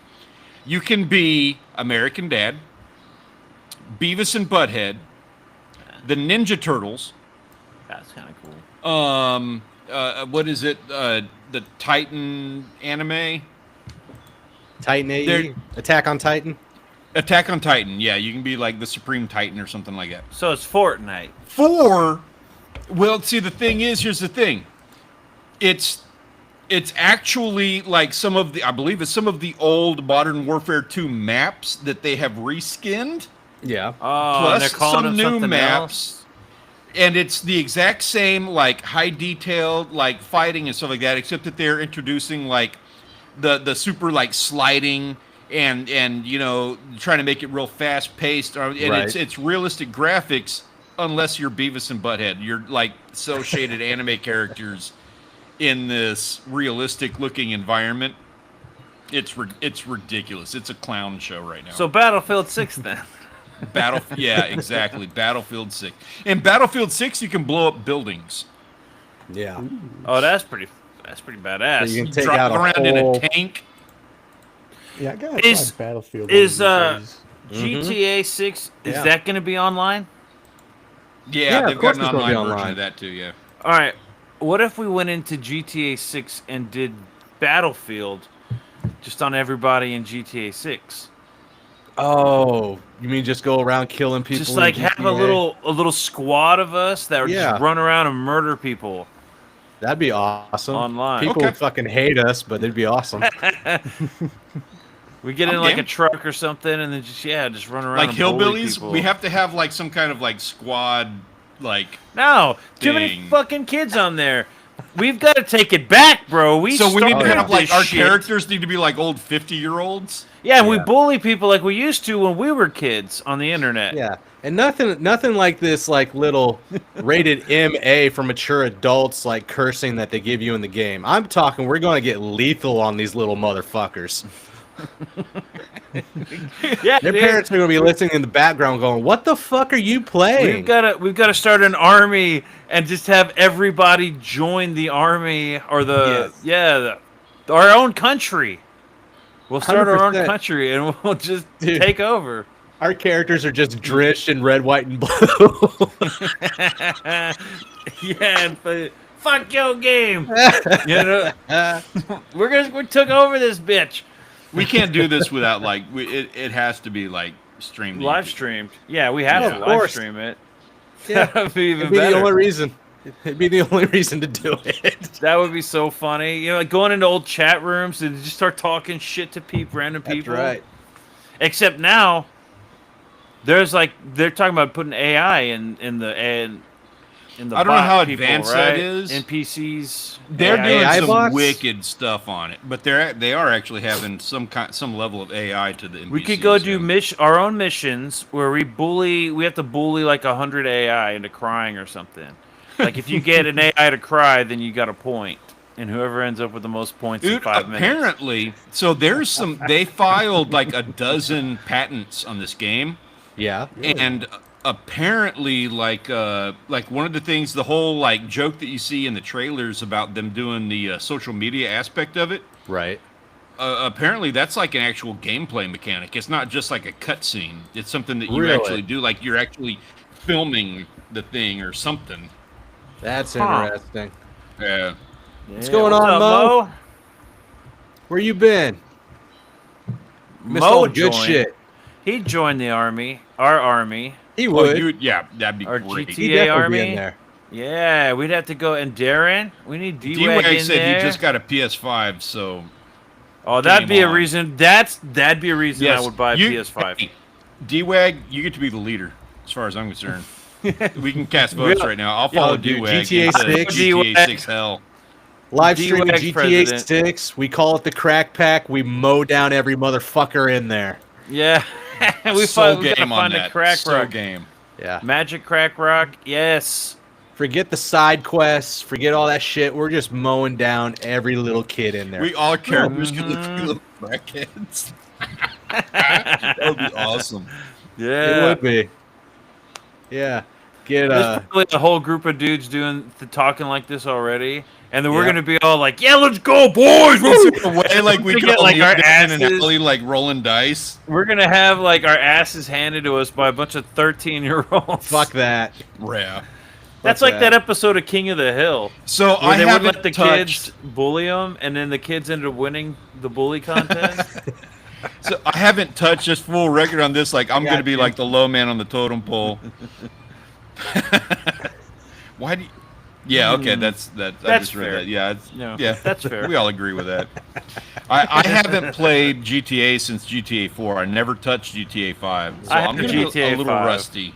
Like 10 It- years rusty. It looks cool, but I'd lost interest after like pretty early on in the game. Yeah. Just because it was only fun when you beat up old women with canes. Yeah, but okay, Jake, did you do RDR2? Or did no? I did that. I got all the way to the ravine. No, you didn't. No, you didn't. That's my point. You got in there you were in there long enough to get like a wanted level where you had like a $35 bounty, and you're like, I can't do this. I can't afford this. No, that's because that $35 bounty, I went in town to go pay it, and some jackass tried to like get in my way, and so I killed him. And then a police officer came out of the bush and was like, "Hey, I saw that," and I was like, "Oh shit! Now I gotta kill this guy." And then my wanted level just kept going up. So I was like, oh, I'll just restart, you know? And it saved my wanted level. So then I went in town, I murdered some people, took their money, went to go pay it in town, and they were already waiting got like for me. $1.20 off of them. Shit. They were already waiting, the cops were waiting for me, and they chased me out of town. So did he just kill himself out again? He didn't like it when I talk over him. Or at all. Or at all. Oh, man. This streaming service just hates me. I think it has to do with tabs being open. I do have a few open. And how they're shut down. At the end, we're going to circle right back around and close it out with Hero. But we still got when a you half share hour. screen, do you have a little thing at the bottom of your computer screen that says "Stop Share"? Yeah. Have you been clicking on that, or have you been clicking on the tab? I've been when you clicking on the tabs. So click on that next time. Stop share instead of the tab. No, that's when he bought the game.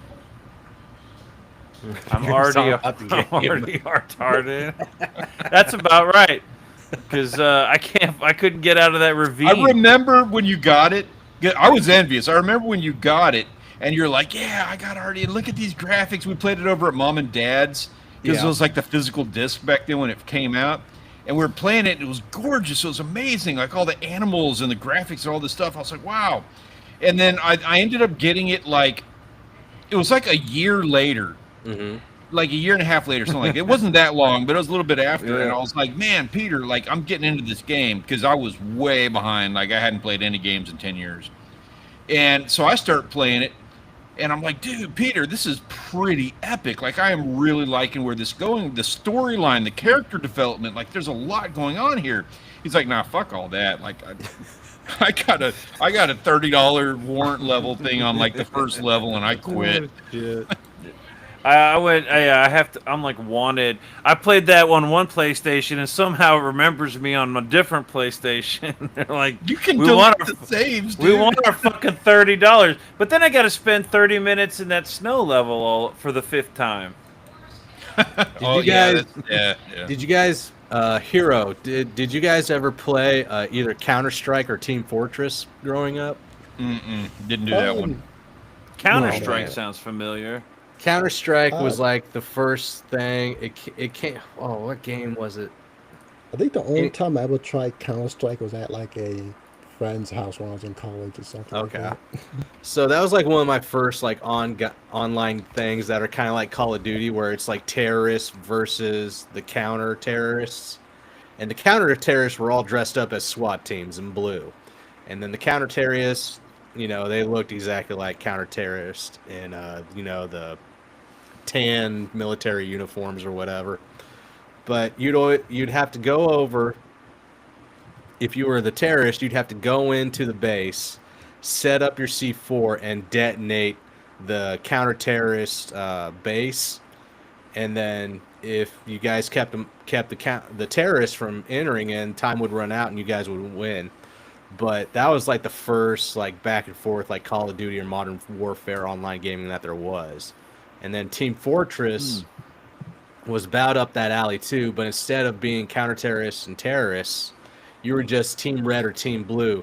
And you could be a huge heavy artillery guy with the Gatling gun, or you could be an engineer that builds sentries and they get up to like level 1, 2, and 3. And if you got your sentry to level 3, you were just fucking mowing down every single person in the game. You could be a medic and go up to the enemies and poison them with your kit, or you could heal your teammates. It was a fun game. That's one of the things I'm liking about what I hear about Battlefield is they They made brought that back. Call of Duty a little more generic, whereas Battlefield, you have the class systems on your different, like, you have to kind of choose a class, like, you're going to be a medic, you're going to be a sniper, you're going to be like a general kind of guy. Yeah. So I like the sound of that. Can you like fly around in a Apache or one of these helicopters the whole They, time? they have footage of you being able to, like, and so apparently, like, there's vehicles in game, so yeah, you can go jump in a tank and do stuff, and there's footage of like an F-16. I don't know if that's something you can just like jump into. Probably like a perk, like the other games where you could launch missiles, and then all of a sudden you're in the night vision from the missile. Well, I mean, the gameplay of you flying around an F-16, that's like really well done. So I don't know, but maybe it's like Or is it like Star Wars?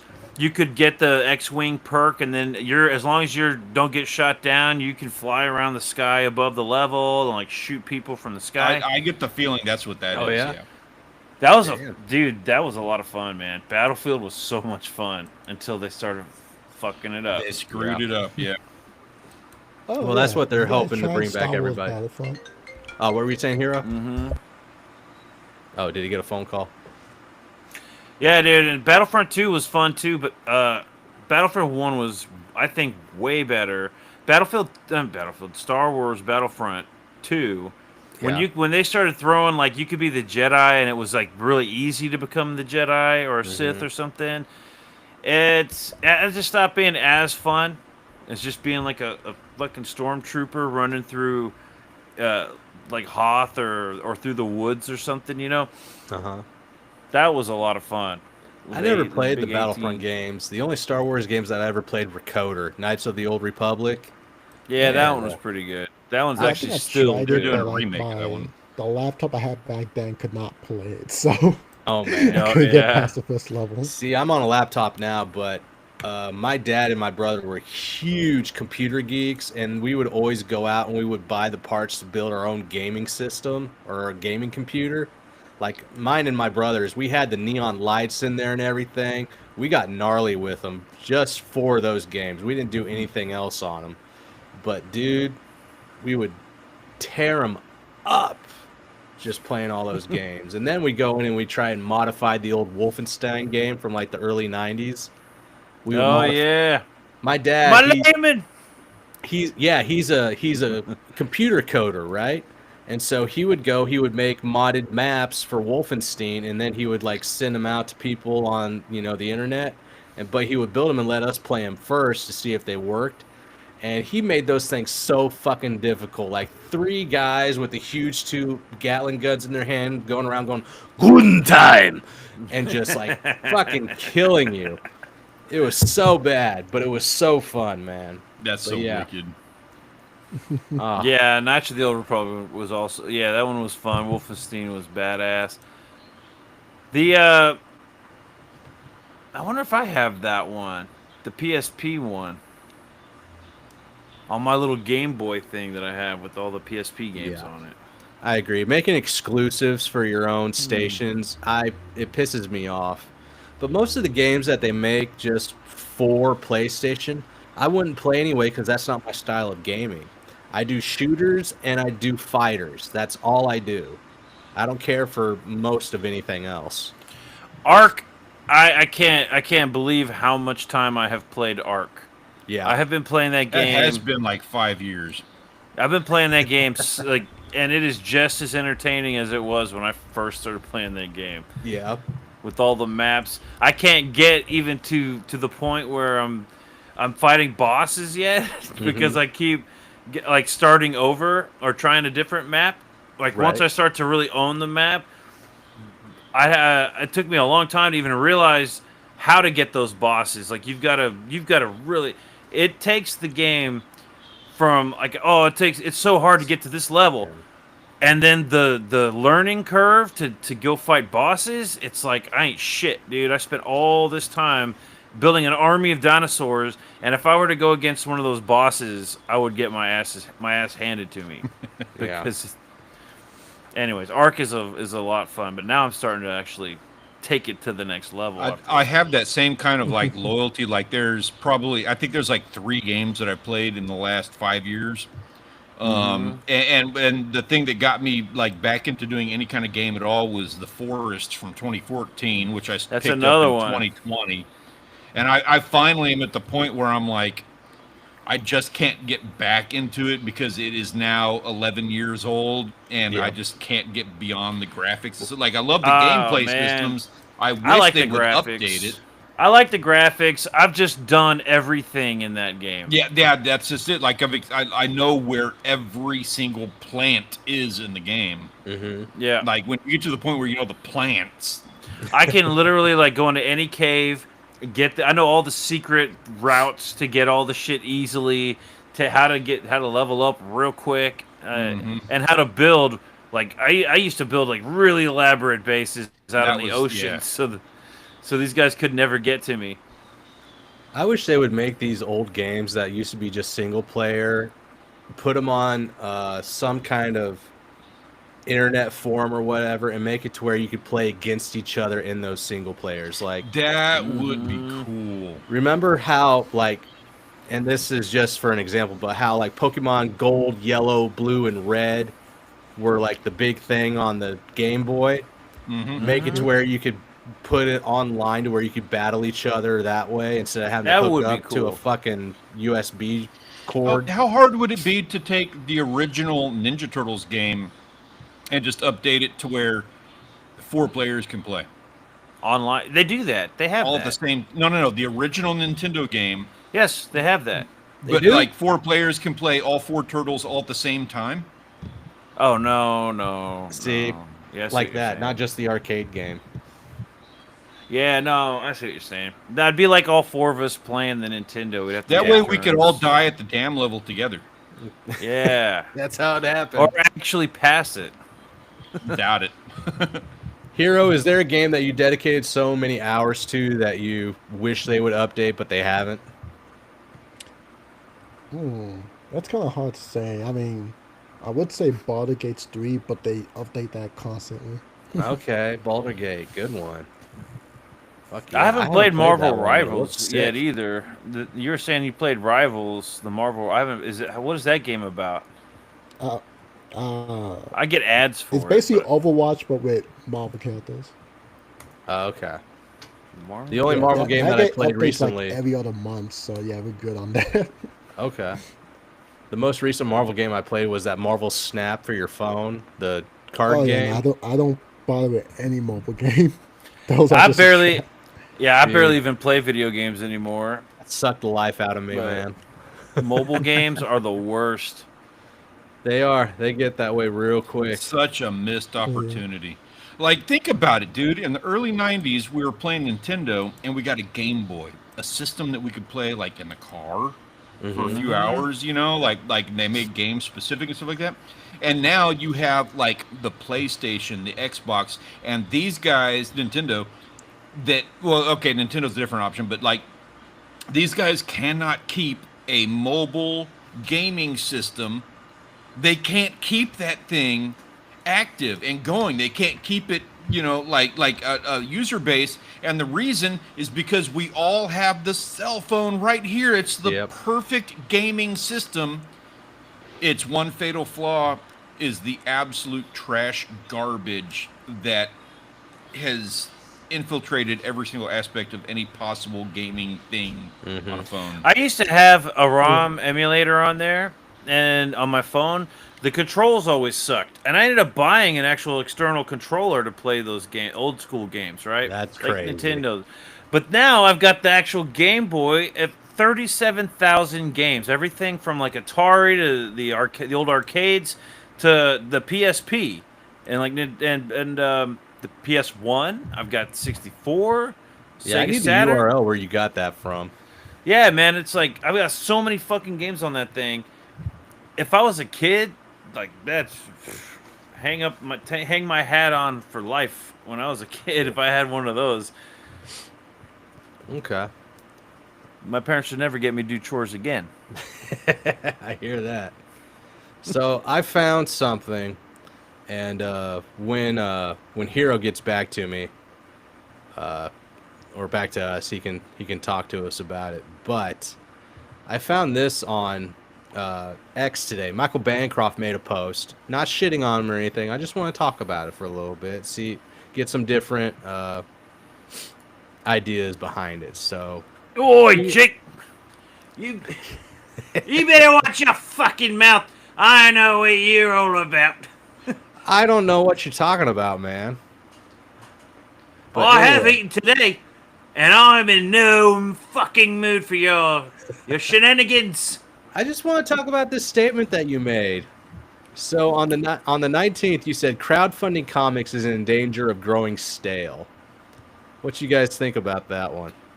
I disagree. Oh yeah? Actually, absolutely disagree. I think in his little bubble, like he's in a little corner, right, of crowdfunding, and now this is the corner, mind you, that decided that we like Comicsgate was the bubble, and they wanted to go explore the outside of the bubble. Right. Well, we're doing great, dude. We've had a lot of really cool, interesting books coming out lately, including the one we're looking at today. Right. But his little corner, maybe they're growing stale. I don't know. Maybe he needs to branch out more or come back. I kind of feel I got to play devil's advocate on this one. I'm going to say that, yeah, it is in danger of growing stale. I don't see anything new and innovative happening in crowdfunding, not the comics. The comics are great, but the actual like crowdfunding thing, I don't see anything innovative. Like they need to come up with a different way to crowdfund books, because that's no. I mean, the way of crowdfunding is simple. You have a site that people go to and they sign up for a thing, and the thing that they sign up for is going to be like a comic book. Right. Very simple, but like. There's nothing outstanding about that. There's not anything going on that's like, oh my God, like I need to get into this, other than it being like a really good book. And it's really hard to get people onto the platform to try to fund them on something that they don't know anything about. There is a way to say you could always say anything is in danger of growing stale. It's a generic statement. Very true. It is, but it's accurate. But it's always accurate, and that's the beauty of it. If you're not growing, you're dying. But that's not what he's saying here, and that's kind of like the point, because that's obvious. If you're not growing, you're dying. Right. And that's always true. But that's not what he means when he's saying this. He's saying that people are getting bored with books. And I agree, there's a lot of books out there that kind of look the same. I disagree with. No, he's not. He's not saying that people are getting bored of books. He's saying crowdfunding comics is in danger of growing stale. Now, Mo is making this point here. He's saying Pitter Patter is outside of the bubble. Exactly. Yeah. That's an excellent example. Stale isn't the same as having grown stale. True. Exactly. Okay.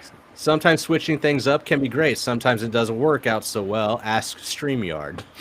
Yeah, exactly. StreamYard. Ooh, we're willing to get kicked off every time we open a new tab just to not have to go back to StreamYard and deal with their bullshit. Because you just have too many options over here.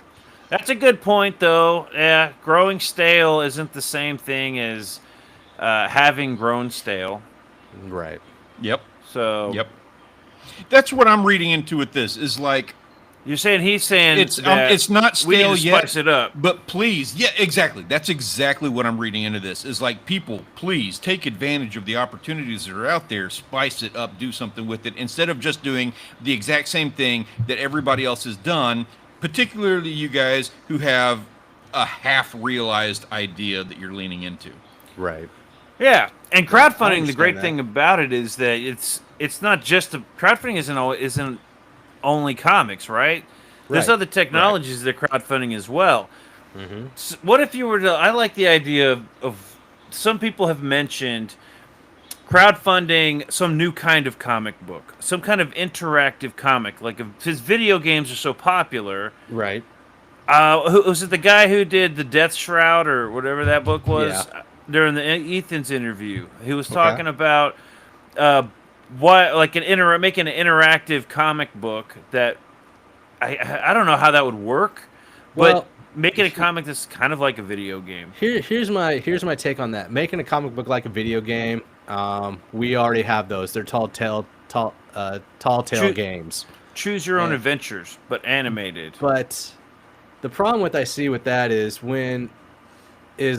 I make it akin to like those interactive movies that you can do. Like when they redid Under the Red Hood and they made it interactive to where you could switch out what happens at the end of the story. They did that with one of the versions that was on Netflix. And I didn't hear anybody having fun with doing that. Yeah, that's a cool idea, though. That is a cool idea that everybody could kind of get a different story watching the same show on Netflix based off of the choices. Right. But you're right. I haven't heard anything about that either, because then there's nothing to talk about. Like, which path did you choose? Yeah. Well, in part 1, I chose this path, and in part 2, it's like the more choices you have, the less likely anyone's going to want to talk about it. The only thing that was fun to make those interactive choices take place when you played those Tall Tale games, like I played both of the Batmans and Wolf Among Us for Tall Tale, and I love the Wolf Among Us version. That was a great game. They're the ones that did Walking Dead game, yeah. Yeah, I played Walking Dead for a couple seasons. Yeah, that was pretty interesting. The only thing that made it interesting was at the end of the game, it told you which side of the aisle you were on with the other people that have played that game. Like 70% of you made this choice, 12% of you made that choice, 10% of you made this choice. And it's like, you see where people really lie on the scale of how you would interact with somebody when you don't actually have the world looking at you and you are actually under a mask and making your own choices. Mm-hmm. That's what was intriguing about those games. You know what Dungeons and Dragons is? You're choosing your own still adventure. In a group with people. You're still going to make choices off of the people around you and what's going on as a team. That's it. A comic book that requires a group of people to read and go on an adventure. That's called basically D&D. Dungeons and Dragons. D&D, yeah. Yeah, I like where your head is at on this. Comic books, though. Let's read ourselves an adventure, friends, and let's go on an adventure together in this book. So I read that, and then I started looking at some of the statements that were made and this one guy got my attention. I forget his name, but it's about to pop up. Tech Paradox. This guy wrote a fucking book. Oh, great! I like it. I like those guys. I actually do too, because sometimes it drives me up a wall. There was a guy arguing with Eric July that he was making some really good points, and Eric kept trying to rebuttal. But they were both being very polite to each other at the end of each big, long fucking paragraph. Yeah. Disagreeing with each other. It was actually a pretty interesting read, and I think that guy was right. I think Eric July wasn't listening to him. Every comic requires a group of people to read if you're Rob Arnold. What the fuck? Oh, yeah, speaking of which, Replicator 4 is coming around the corner. Let's see. So Tech Paradox says, the stale parts are multifaceted, and I'm sure this rant is going to bring the Defense Force out in droves, but I'm going to go ahead with it anyway. That's fine. So he knows what he's in for. So this part right here, first, there's the wait to receive the books. If I'm waiting 3+ years to get something I funded, any excitement I had for that property is long since gone. I disagree with the excitement because it reignites it once I get it. But I do understand the long wait.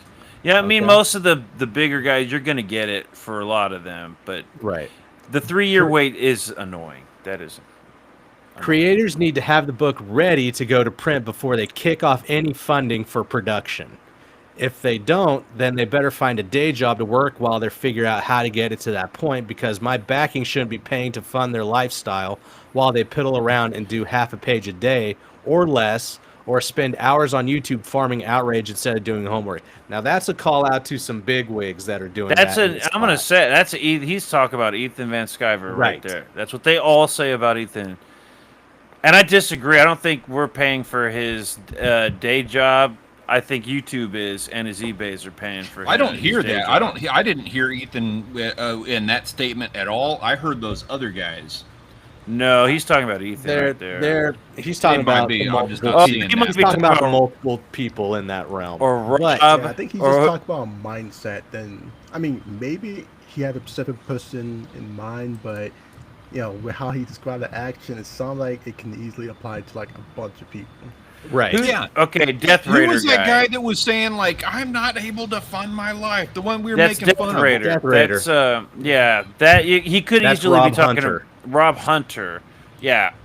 That's what Definitely. I hear. With this. I hear Rob. All Hunter. right. Yeah, I could see that because See, Rob I'm with Hunter Mo. openly bitched about it. I'm with Mo. I disagree with this dude requiring everything to be done before crowdfunding goes against the entire point of crowdfunding. Right. Yeah, exactly. I mean, yeah, I and do that's agree with him on this. The most annoying part about this situation is because there are some people who just can't take the main message of what mostly fans are getting at. It Yeah. seems like we can't have no instruction. Was like no one's truly asking or expected thing to be completely done.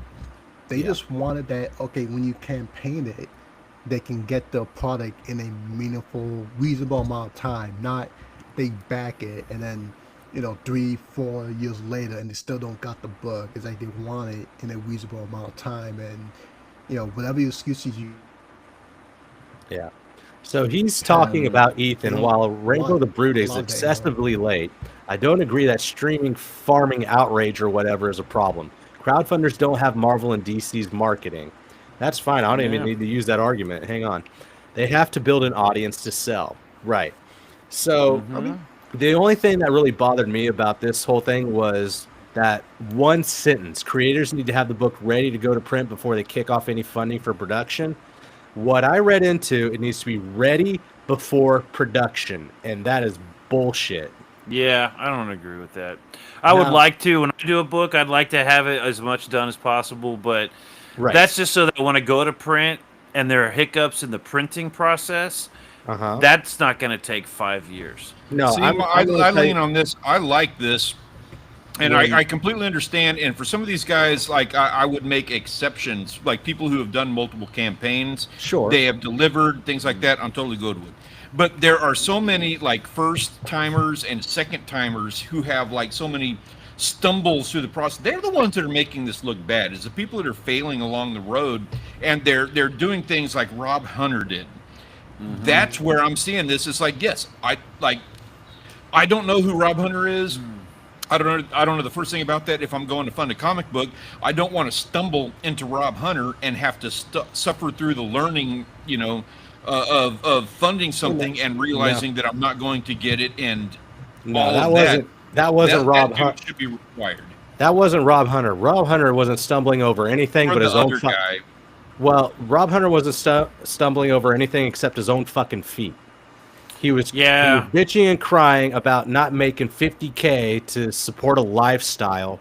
He wasn't. He's the fucking writer, artist, and letterist for his own book.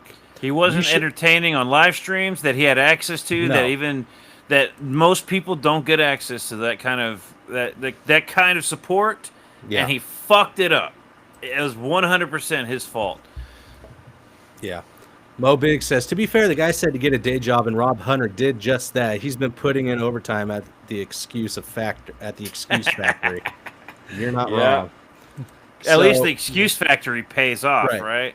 Because I understand, like, when it came to my first book that I did, Cobalt, I did have like 95% of that book's art completed before I even launched the campaign.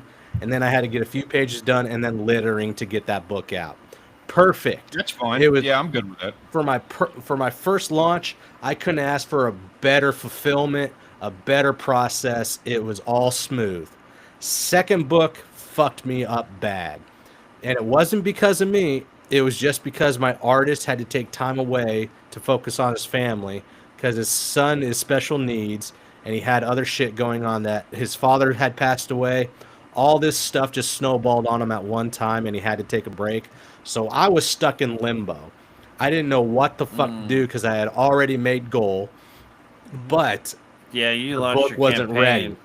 So what did I do? I went out and I started looking at other artists. I hired 2 other artists to start making pages to go from page 1 and continue on. So I was ready to restart the whole book with new art just to get it out.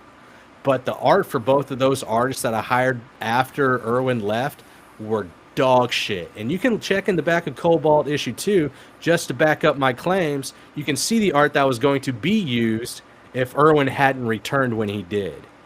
And it was dog shit. You know what? But that's a good actual argument to having the book done first, right? Because your artist, if you launch a campaign and you're relying on an artist to do something, or you're relying on somebody to get it done, right? Then you're basically putting all your eggs in like their basket and hope they don't fuck you over, or something happens unintentionally fuck you over, even. Right. But if you're an artist doing it yourself and everything is basically on you, well, I think as long as you have a good, I don't know, man. First timers, I would say probably try to get as much done as possible, just for your mental health and sanity. Yes. And so that you don't screw people over. Once you get a couple under your belt, maybe, and you're established, you have a big fan base to support you. Right. I think it's fine to go have campaigns. Don't get ahead of yourself with shit that causes like excessively late books like Rainbow the Brute to happen. Right. But at the same time, when it came to a crowdfunding for production, you're kind of in that realm of you need funding to produce a product. That's true. So now wait a minute, but if you're drawing the product, yeah, if you're drawing the product, you should have no problem being able to do that on your own time. But it's also, if you have a concept for an idea, let Hero. Okay. I don't know. I'm about to say, and also kind of like a half and half kind of thing, because it's not like you need to have every bit of it done. Like my project, a lot of the time I tried to get it done before the campaign starts. Sure. But a lot of the time it'll be like, oh, okay, yeah, no, there's still like another 10 or 20 pages that needs to be done. Of course, my chapters are like 50 to 60, so that's only like, okay, a third of the way done. But, I still, even if I didn't have the Kickstarter money, I still at least do it enough so that, okay, it started, a good chunk of it's done, so you don't need to waste it. So, even if you need a Kickstarter for like production, it's not like the person themselves can't, at least save up, I don't know, like 1,000 or like maybe 2,000 just to get things going on his part. Maybe like just do it like the, not storyboard, but like at least the outline and such, so that you have a game plan, you can get it set up, and then once you get the money, it's go time, and it can make things go a lot smoother. So it's not as if you need it for production, you don't need to start from zero. Yeah, I have a friend who also do crowdfunding, and he says that at least for like your first book, it should be something that you're mostly funding, so that you have more skin in the game and you have more of a concept of, okay, what am I actually paying for? What am I actually putting in?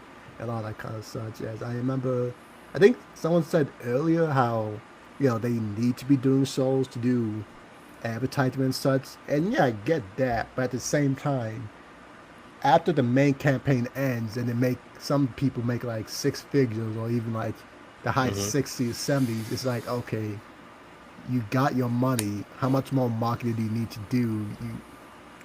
The point of marketing is that I say go as hard as you can get.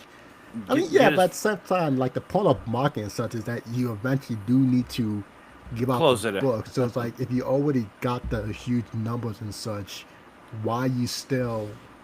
Okay, hold on a minute.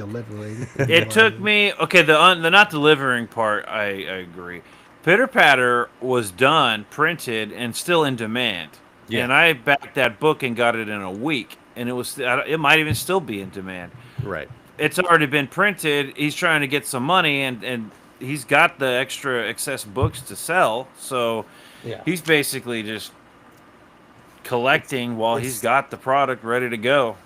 Okay, yeah, but that's different since like he already has it done. I'm talking about people they need to actually make it, but instead of making it, they're doing some other stuff. Kind of like, okay, like I get it, still need to advertise and such, but like you should at some point start dedicating some more time to actually start doing it if it's gonna take you like 3-4 years to actually finish it. Because like, okay, that kind of feels a little bit deceptive, as if, okay, did you actually was spending all that time doing it, or were you just, yeah, I got the money, I'll do it whenever. It's only deceptive when they say that they're working on it, but you know damn well that they haven't really been working on it as efficiently as they could.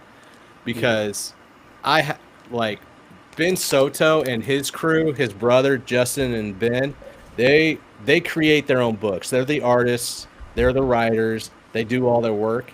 And this wasn't even fully funded, so to speak, on Fund My Comic. But I put my money down, and immediately a week later, this book got to me. So if you're an artist working on, this is Tricks and Treats Volume 2. Oh yeah, Ben's book. So when you're an artist and you have the ability to make time, do it yourself and everything, you don't really have an excuse of why you're being late other than you just don't care because you know people are going to back you anyway. What was that book that I just ordered?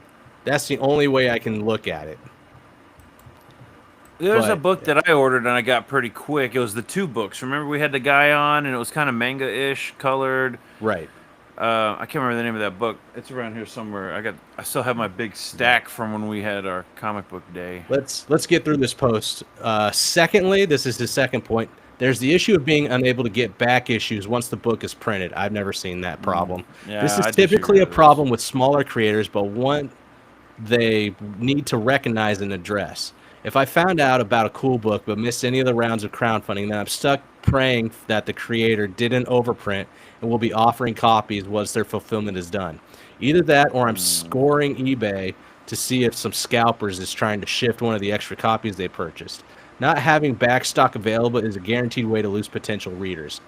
Or you could wait until the next campaign and they have a catch-up tier. Every campaign that's had an extra issue, even Hero here has a catch-up tier. You can get 1, 2, pretty and 3. reasonable. $50 for 3 books. Yeah, and it's like over 180 pages. That's a good catch-up tier you got there, man.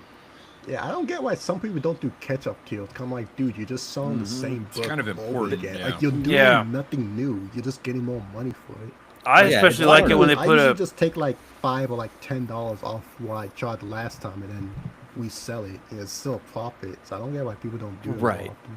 I mean, if you want to have a issue 1 first release cover, and then when you do a catch-up tier, put a different cover on it. That way people know that they're buying. This is, I've got the catch-up tier. That's if I want to read it. Oh, yeah. And then pay extra if you want that original on eBay, like he was saying. And then lastly, he says, but certainly not least, there's the aforementioned outrage farming. If I'm backing a project, the last thing I want to hear about the creator is doing is spending hours a day on Twitter. He's calling out the bigger guys. Day on Twitter and YouTube, engaging with other creators in a pissing match when they should be working on their book. Somebody say something? Yeah, I was saying this is why I think he's talking about Ethan in particular. Right. He says, shut up, sit down at your drawing table, and produce the content we paid you for. Especially if their project has missed the projected fulfillment date, then that's the only thing that should be on their docket for the day. If I were some of these people, I'd be so embarrassed over how piss poor I managed my time, I wouldn't show my face in public, much less beg for backing on future projects. Seeing stuff like this happen is a perfect way to ensure that I'm not backing anything going forward.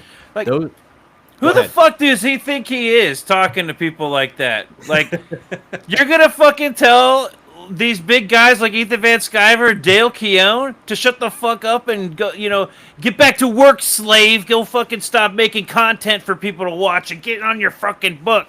Stop gambling with your eBay money. Get back on that fucking book, bitch. Like, who the fuck do you think you are? Now, I'll play devil's advocate because we like holding the smaller creators to the tier of the bigger creators, right? Sure. So when it comes customer's always right. Right, customer's always right. So if a customer is saying this, customer's always wrong, bitch. Customer's always an asshole. Customer's always an asshole. That's right. I agree, Mo. I'll never understand people getting so offended over Ethan trolling Ripa. I'm sorry, but funny is funny. It's funny, dude. I I agree. think it's fucking hilarious. I agree. It makes content. I understand all I that. don't even hate Ripa or anything, but that shit is funny, man. I understand all that. I understand the the Derek puppet was fucking funny. Dude, I wish, I don't know what happened there, but they need to bring that back. I actually have to say, like, and I largely support this entire post. I will say I kind of tend to disagree with this aspect more of it than the rest. Sure. Yes, if somebody promises something, they should probably, like if they are playing on Twitter, if they are throwing out some shorts videos on YouTube, screw you, get to work. Quit fucking around. However, I don't think that's what's going on with what he's talking about. Like, I don't think he's like you said, I want to hold people to the same level. The smaller guys who think that they're going to like slip in and get a bunch of money and then they don't fulfill on their thing, I don't agree with that process. I don't agree with that mindset. If he's talking about Ethan and that, no, I'm sorry, you do have to back off on that, because whereas yes, Ethan has some projects that he needs to deliver on. He had some stuff holding up with Rainbow the Brood or whatever the case may be. He is doing this full time. This is his living, and his living is on borrowed real estate. Sorry to say, I don't care if you have not fulfilled on something. Like, yes, you need to get nose to the grindstone and get that done. That doesn't mean that you get off of your rented real estate and you give it up for 6 months or whatever it is in order to fulfill. You have to maintain your daily grind in your daily job. If I am doing a comic book and I'm working in the oil field, I don't get to take off time from the oil field in order to catch up and fulfill on something that I'm running late on. Right. I still have to go to work, and YouTube, Twitter is his thing, and he has to make the money to pay the bills in order to sustain, and going forward. So I do kind of disagree with that statement. And so they complain about all these extra campaigns that he has, and that's exactly what he's doing. It's a machine. He's got it going. Now hang on. He's going to get caught up, but have any of those big guys ever accidentally or purposefully said, "You're funding my lifestyle"? I don't even know. It's even if they did say you're it, I don't right. even give a shit. That's an excellent call out on that right there, because those guys aren't complaining. They're doing their job, doing their thing. They might have some mess ups, but when you have somebody who's sitting there going, I have to work my job, I have to go to this other job in order, you guys aren't funding my lifestyle, that's when it becomes real bullshit. And from what I've heard, I haven't heard that statement from I've never heard that in that kind of context. Actually, I don't even know if I've ever actually heard that. Okay. From Just anybody. making sure. I don't know. But he says, yeah, print production, I don't think it's too much to ask for a book's creator to have 24-ish pages penciled, inked, and lettered up front before they start soliciting for the cost to get the book printed. Nah, I disagree with that. Yeah. You can have colored pages. You don't need them fully lettered. I mean, even I didn't have mine lettered when I did Cobalt 1 and 2. And also, I want to support this. That is an expensive endeavor, and you're probably talking, what, $2,400? If I'm going to do a comic book, I am not investing $2,400 into it beforehand, especially like a first run, like the very first time I do it. I'm not doing that. So I don't support this argument. See, that hurts because I did 25 pages for Brother Kid up front just to make sure. I respect you for that. I respect you for that. And I might, if I had the money, I might do that. But like, as somebody who is currently unemployed, and if this was something that I was going to choose to pursue, yeah, I'm not going to invest. If you can't afford to do it, but if you actually care about your book, you might want to find a way to do that to make sure that it gets funded. If you can, absolutely do it. Absolutely, I do support that. But I'm also not going to complain about the kid in high school who wants to do a comic book and he doesn't have $2,500. I'm not going to complain about him trying to do a comic book and accomplishing it. No, we've seen it happen, and he did it. He wasn't finished with his book. He crowdfunded while he was making the book. He funded, made the book, and fulfilled it, and then made another one later. Yeah, see? Even Mo, he says, I can't just stop slaying crack to focus 100% on my trolling duties. Well, yeah, I support that. Yeah. Oh, you trying to say something? And you're trolling. Hero, were you trying to say something? Oh, no. I'm about to say, as always, people need to fulfill my duties. As I said, I always talk about it, but like, customers can be forgiving. If you do like 60 to 80% of it right, people can forgive the other such. My only thing is that sometimes it can feel like some people aren't being as, I guess you could say, focused on the duties as they should be. That can cause them to tank. 'Cause like I said, I get it. Stuff happens. You can't stop things. That can easily blow stuff. Even my stuff. Things I expect will only take like, let's say, 3-4 months, end up being like 6 and 8 and stuff. So I get it. Stuff happens, but at the same time, you got it. Got it done. That's the book I was talking about. But at the same time, you actually had that book. That's cool. Always feel like it's like, as curators, we are asking people to give us money for one reason or another. At least to me, my role is that if we do that, on some level, there should be like some personal responsibility to, okay, get me their money, let me make sure there's some focus to make sure they get it in time. It's like if you buy a new refrigerator to replace your old one, it's like, yeah, you're not expecting to get it tomorrow, but at the same time, making someone wait 3 to 4 years for something that could have easily have been less than that just to get it. It's like, okay, dude, what was like, that was their only choice. There was nothing you could have done to make that go a little bit better, especially since it's not as if they weren't doing something already, because again, for a lot of these campaigns, they still market it. They still would do another variant cover for it and such. So it's not as if they was just too busy for anything. It's like, no, you clearly you have some free time on your hands. My only thing is that, of course, you don't need to kill yourself over your work, but I would like to see some level of personal, I guess you could say, accountability when we do crowdfunding. Or else it's kind of just like, it's why even I'm a little bit more careful what I fund. And it's like, okay, I want to actually enjoy these books. And if it doesn't feel like I'm getting even slightly respected as a as a customer, it's like, okay, so what am I spending $20 to $30 on a book for you for? Then, yeah, at that point, I might as well just go to McDonald's and enjoy a meal. Mo Big says, preach, hero, or shut the fuck up, hero. I can't hear what he's saying, so I don't know if I agree. Shoot. Yeah, is my mic bad again? It's a little on the low side. It's okay, good. Is that a little bit better? Yeah. Okay, good. Sorry, I think I accidentally took my muffled tumbler to make that go right. My bad.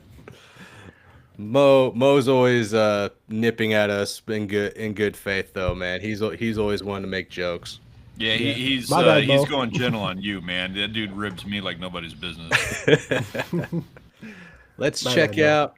But long story short, I'm always, I get it. Things happen, but as creators, I feel like there should be more personal accountability to our customers with what we serve them. If you didn't hear that the first time, Mo. No, you're good.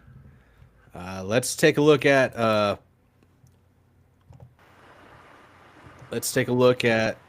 Relentlessly Bullied Hero one more time.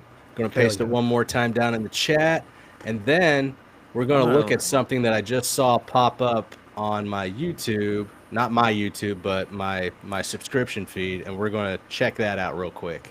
Next time my face freezes, I'm just going to leave it like this. That way. It was a pretty inspiring pose you had. Really? Right. Relentlessly Bullied Hero issue 3 is now on Kickstarter. You've got 14 days left to back it. It's at 2,700 with a goal of 4,000. Dude, he is over the halfway point. Let's get him there. 65 almost there. backers. We gotta go. Where's He's that at 68%. We can definitely get him there in 14 days. You just got to get on the right channels. I highly recommend you get on some of the bigger ones like Joe Sontag, Michael Bancroft, Mandy Summers, if you're able to. There's a lot of people out there that'll help you get this up there and funded, man. You just got to This book looks great, man. It looks cool. It looks funny. It looks like a fun book to read. Yeah, I do enjoy manga. I actually got the manga version of Infanatale Chronicles coming to me just because it looks so beautiful and gorgeous. But this book, I got to say, dude, for most manga books that are produced, they do not have this level of art style to be called manga. It just looks like scribbles. This looks like it was really well done. I love the splatters, the speed lines, the I like this cross-hatching. panel right here. Yeah. I Yeah. agree. This is I agree. very those are well my favorite done. ones. I'm actually glad that you came on here and showed me this because I get paid next week and I will be helping to try and get you funded. Hell yeah. Yeah, I have full confidence we'll get funded. I might be Thank- getting thank paid you. next week too. How many days have we got left? 14. Oh That's the yeah. unpaid period. Unless I get screwed, I should be Yeah. getting paid. Or And should I 100 say, if I get screwed, I'll be getting paid. Mm. And Hey, I that won't judge catch-up you for your tier, profession. that catch-up tier is only $50 for over 180 pages, man. So that's That's what I'm gonna be looking my at. tier. Yeah, That's that's my the one tier. I'm looking at. Although I might actually pay that extra $5 to get the titty book, and then do the catch up tier in the catch up bundle. I hear you. whatever. Okay. You have good taste. Oh You yeah, have good for the taste. catch-up bundle, you can pick any cover you want. So. Oh really? All right. Well Yeah. then that's what I'm gonna do. I'm gonna save myself $5. You shouldn't have said that because now I'm gonna do the catch Hey, up I'm bundle. an honest guy. You know, I like to do business direct because I feel like one, it's easier for me, so I don't have to keep track of Right. any mishap, and two, it makes things easier as it's like, hey, I told you everything you need to know. Whatever decisions you make, that's on you. I'm not, I'm not gonna deal with it. Mo Big says, "Hero, don't let Stanley spin this. He's the one who said he was in love with Ironheart. I don't put words in his mouth." Wait, do you mean the show or the That's- character? I don't He means remember having he means said both. that. Wow. Mo Biggs also says they don't like manga; they just look like scribbles. I fail to see the distinction. This looks like above average manga. Shut up, Mo. This is good art. I might pay the extra $5 to get the titty book. That means a lot. That's a cover commission to Peter. That's a good one. I'm gonna spend that $5 wisely That's awesome. on You're a gonna titty get book. times. Relentlessly Bullied Hero issue 3, man. It looks like good art. I do like the covers that you have here. It seems that I'm going to be getting that kind of cover when I get the catch-up bundle on issue 2. I'm really looking forward to this, man. This looks like a fun book. Looks like you really put your heart and soul into it.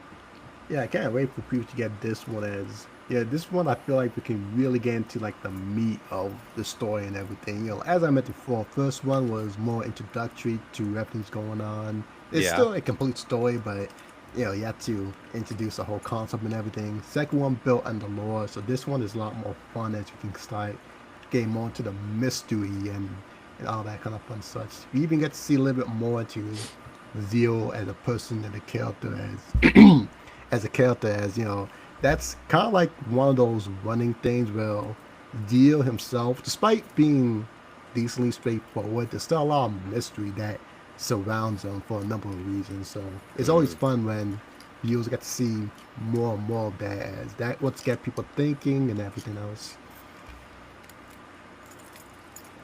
That's awesome, man. Yeah, man, Yeah, I'm really looking actually forward to this one. Okay. And the last thing that we're going to tie it all up with. I have seen on the old Turtle Den a video that was uploaded 3 hours ago. Is Ninja Turtles: The Last Ronin movie still coming? We're Yes, gonna it take a is. look It at better. Here we go. Slash You this. are here because the outside world rejects. All right, the next bit of Ninja Turtles news has to do with the Last Ronin movie that had originally been reported was on the way a while back. And really quick, just for those who don't know, what the reports were saying was that Walter Hamada would be producing the film. I think he was one of the main producers on the old DC movies before this recent relaunch with James Gunn's version. But yeah, reports that had come out before had mentioned that he was going to be the one producing this Last Ronin movie. Then after that, we heard about who would be writing the film, and that was Tyler Burton Smith, who wrote Boy Kills World. So yeah, up until that point, it had just been like news outlets and stuff reporting this stuff, and nothing official really came from Paramount until we got a little bit more info from like a catalog that was talking about the different IPs. It talked about stuff that Paramount was working on, and one of those things was the Mutant Mayhem sequel, and then it mentioned the Last Ronin movie. This is the first time anything from like Paramount side of things had mentioned it, but still there hadn't been like an official announcement, and still to this day there really hasn't been like an official announcement from the studio, unless you count that thing from the toy catalog. And I do think some of the creators of the graphic novel have acknowledged it as well. But anyways, that's kind of what we've heard up until this point about this movie. But now there is some new info that we haven't discussed yet here on the channel, and that's what we're going to talk about right now. So yeah, you can see here one of the big outlets discussing film reported that the live-action Teenage Mutant Ninja Turtles The Last Ronin movie is still in the works. The film will be rated R. That's what they reported on. And you can see right there, it says sources from Deadline. And I think the information is coming from this article here. Some of the other outlets that were reporting this linked to this article as well. And you can see the headline, it says Paramount's movie priorities under new Skydance owners include Top Gun, Star Trek, and more. Execs expound on vision. And yeah, just real quick, also, if you haven't heard, like Paramount just went through this like merger thing. So yeah, the studio is pretty much under new leadership. And yeah, this article is kind of talking about like what their priorities are going to be. And yeah, it's cool to see the Ninja Turtles in there. But yeah, I think that those posts that we talked about a minute ago were referring to this excerpt here from this article. You can see it says, following the success of the animated pick Teenage Mutant Ninja Turtles Mutant Mayhem, the studio moved fast on a sequel dating the next film for September I wouldn't call that one 2027. So Mutant Mayhem 2. Seth Rogen and Evan Goldberg are back to produce, with Jeff Rowe, Kyler Spears, and Yashar Kasai directing. So the same team as the first movie. And yeah, that universe is continuing on. But then there's a final sentence here in this excerpt that says that Paramount also have a live action version based on the graphic novel that Hamada is producing. So you can see that the words are kind of interesting there. They say live action, so it's different than the Mutant Mayhem Turtles. And they also mention Hamada, which was the producer attached to the earlier reported Last Ronin movie. But for some reason, it doesn't refer to it as The Last Ronin. It just says based on the graphic novel. So I did think that was interesting. Anyways, that's not the only bit of news on this that's come out. Let's go ahead and take a look at another article. This one is coming over here from comicbook.com. And you can see right there from the headline that the Ninja Turtles co-creator, Kevin Eastman, did an interview with them. You can see right there, it says, speaking to comicbook.com at San Diego Comic-Con, Eastman revealed that he's serving as a consultant on The Last Ronin, which Teenage Mutant Ninja Turtles IP owners, Paramount and Nickelodeon, are reportedly developing as a gritty R-rated Hold on, take. pause real quick. Then you have a quote here from Eastman that says, they do not have to bring me in. I'm mixed on this. Gritty. I mean, was the Last Ronin book R-rated?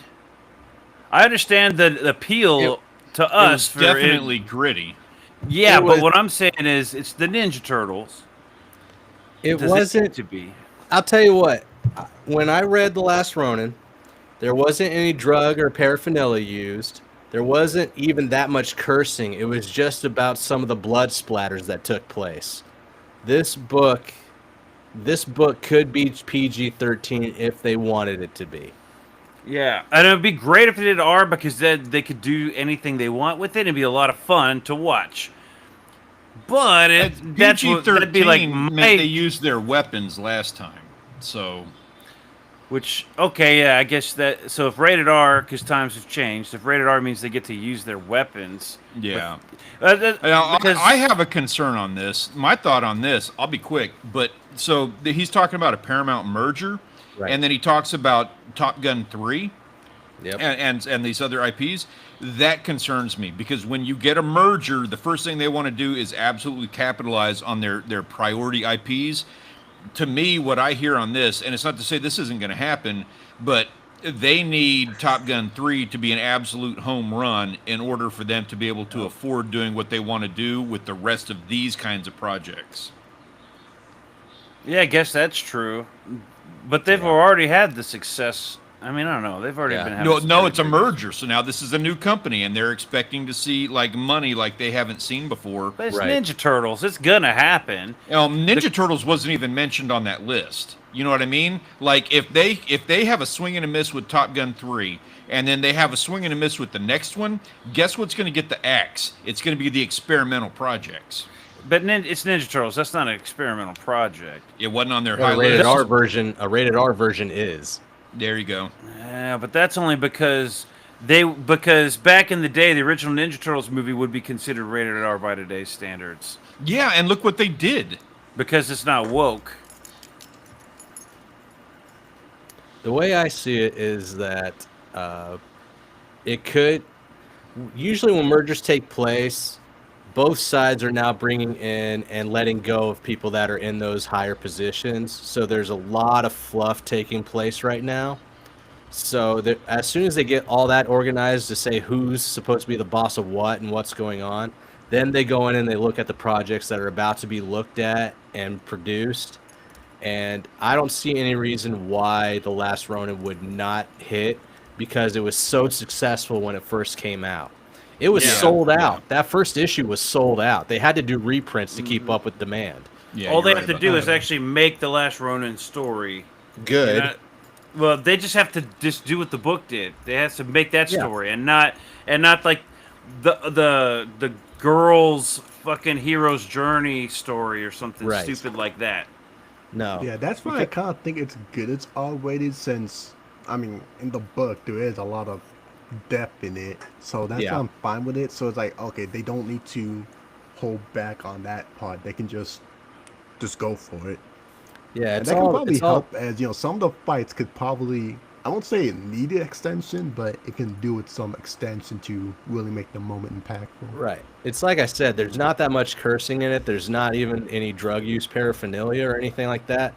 There is a whole lot of stabbing and beheading and arrows going through people and stuff like that. Yeah, but wasn't Indiana Jones rated PG-13? And people's faces back in the fucking in 70s and 80s, yes. That's what I'm talking about. Like, the Deadpool would have been a PG-13 movie back in the 90s. Yeah, of course. So if you have to go rated R so that you can make Indiana Jones face melting, then fuck yeah, make it rated R. But maybe we should reevaluate the rating system because it's making people pussies. Oh, we really should. To be involved in any parts of but then anything. again, but I they don't bring think me that's the in job for the for comics, TNT to do.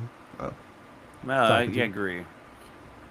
the cartoon shows, and to consult on the movies, especially The Last Ronin. Eastman said, I just adore that, and they are wonderful. And then you see down there, it says Eastman elaborated that he's been in touch with screenwriter Tyler Burton Smith, but that he couldn't confirm reports that The Last Ronin will be rated R.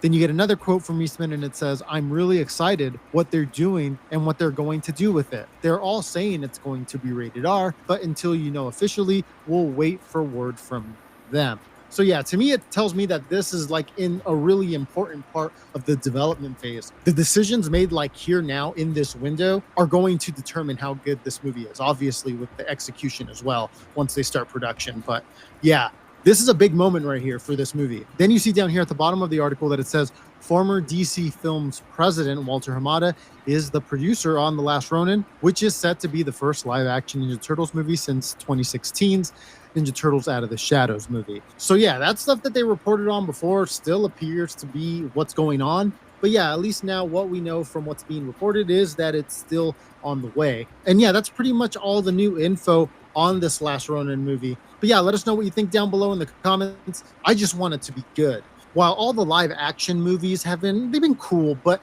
nothing's ever been as cool as, to me, as that original 1990 movie. And I just think the Ninja Turtles can be done so good in live action. And it's wild to me that it's been so long since we've had something really, really cool that's a live action version of the Ninja Turtles. And fingers crossed everything comes out good with this movie. We'll keep our eye out for any more news that drops on this one. But yeah, I thought it was some new info that you all would want to hear. And yeah, that's it. So let me know what you guys think. That does it for this video. I will see you all in a little bit with another one. Take care. So yeah, we keep talking. And so yeah, I got a lot to say. And so yeah, it might be rated R. Yeah. So yeah, it's Ninja Turtles. I'm excited. Hit like and subscribe, everybody. By the way, hit that like and subscribe button, like that guy said. It's like The Turtle Den. At least try, Jack. Jake, that Don't tell was me like what to your. do. That was I got your faith. out. I didn't see anything. Like there's some let's little play. flags there. I'm good with it. I'm good with what I'm hearing. Yeah, so far I'm excited. I think this is gonna be good.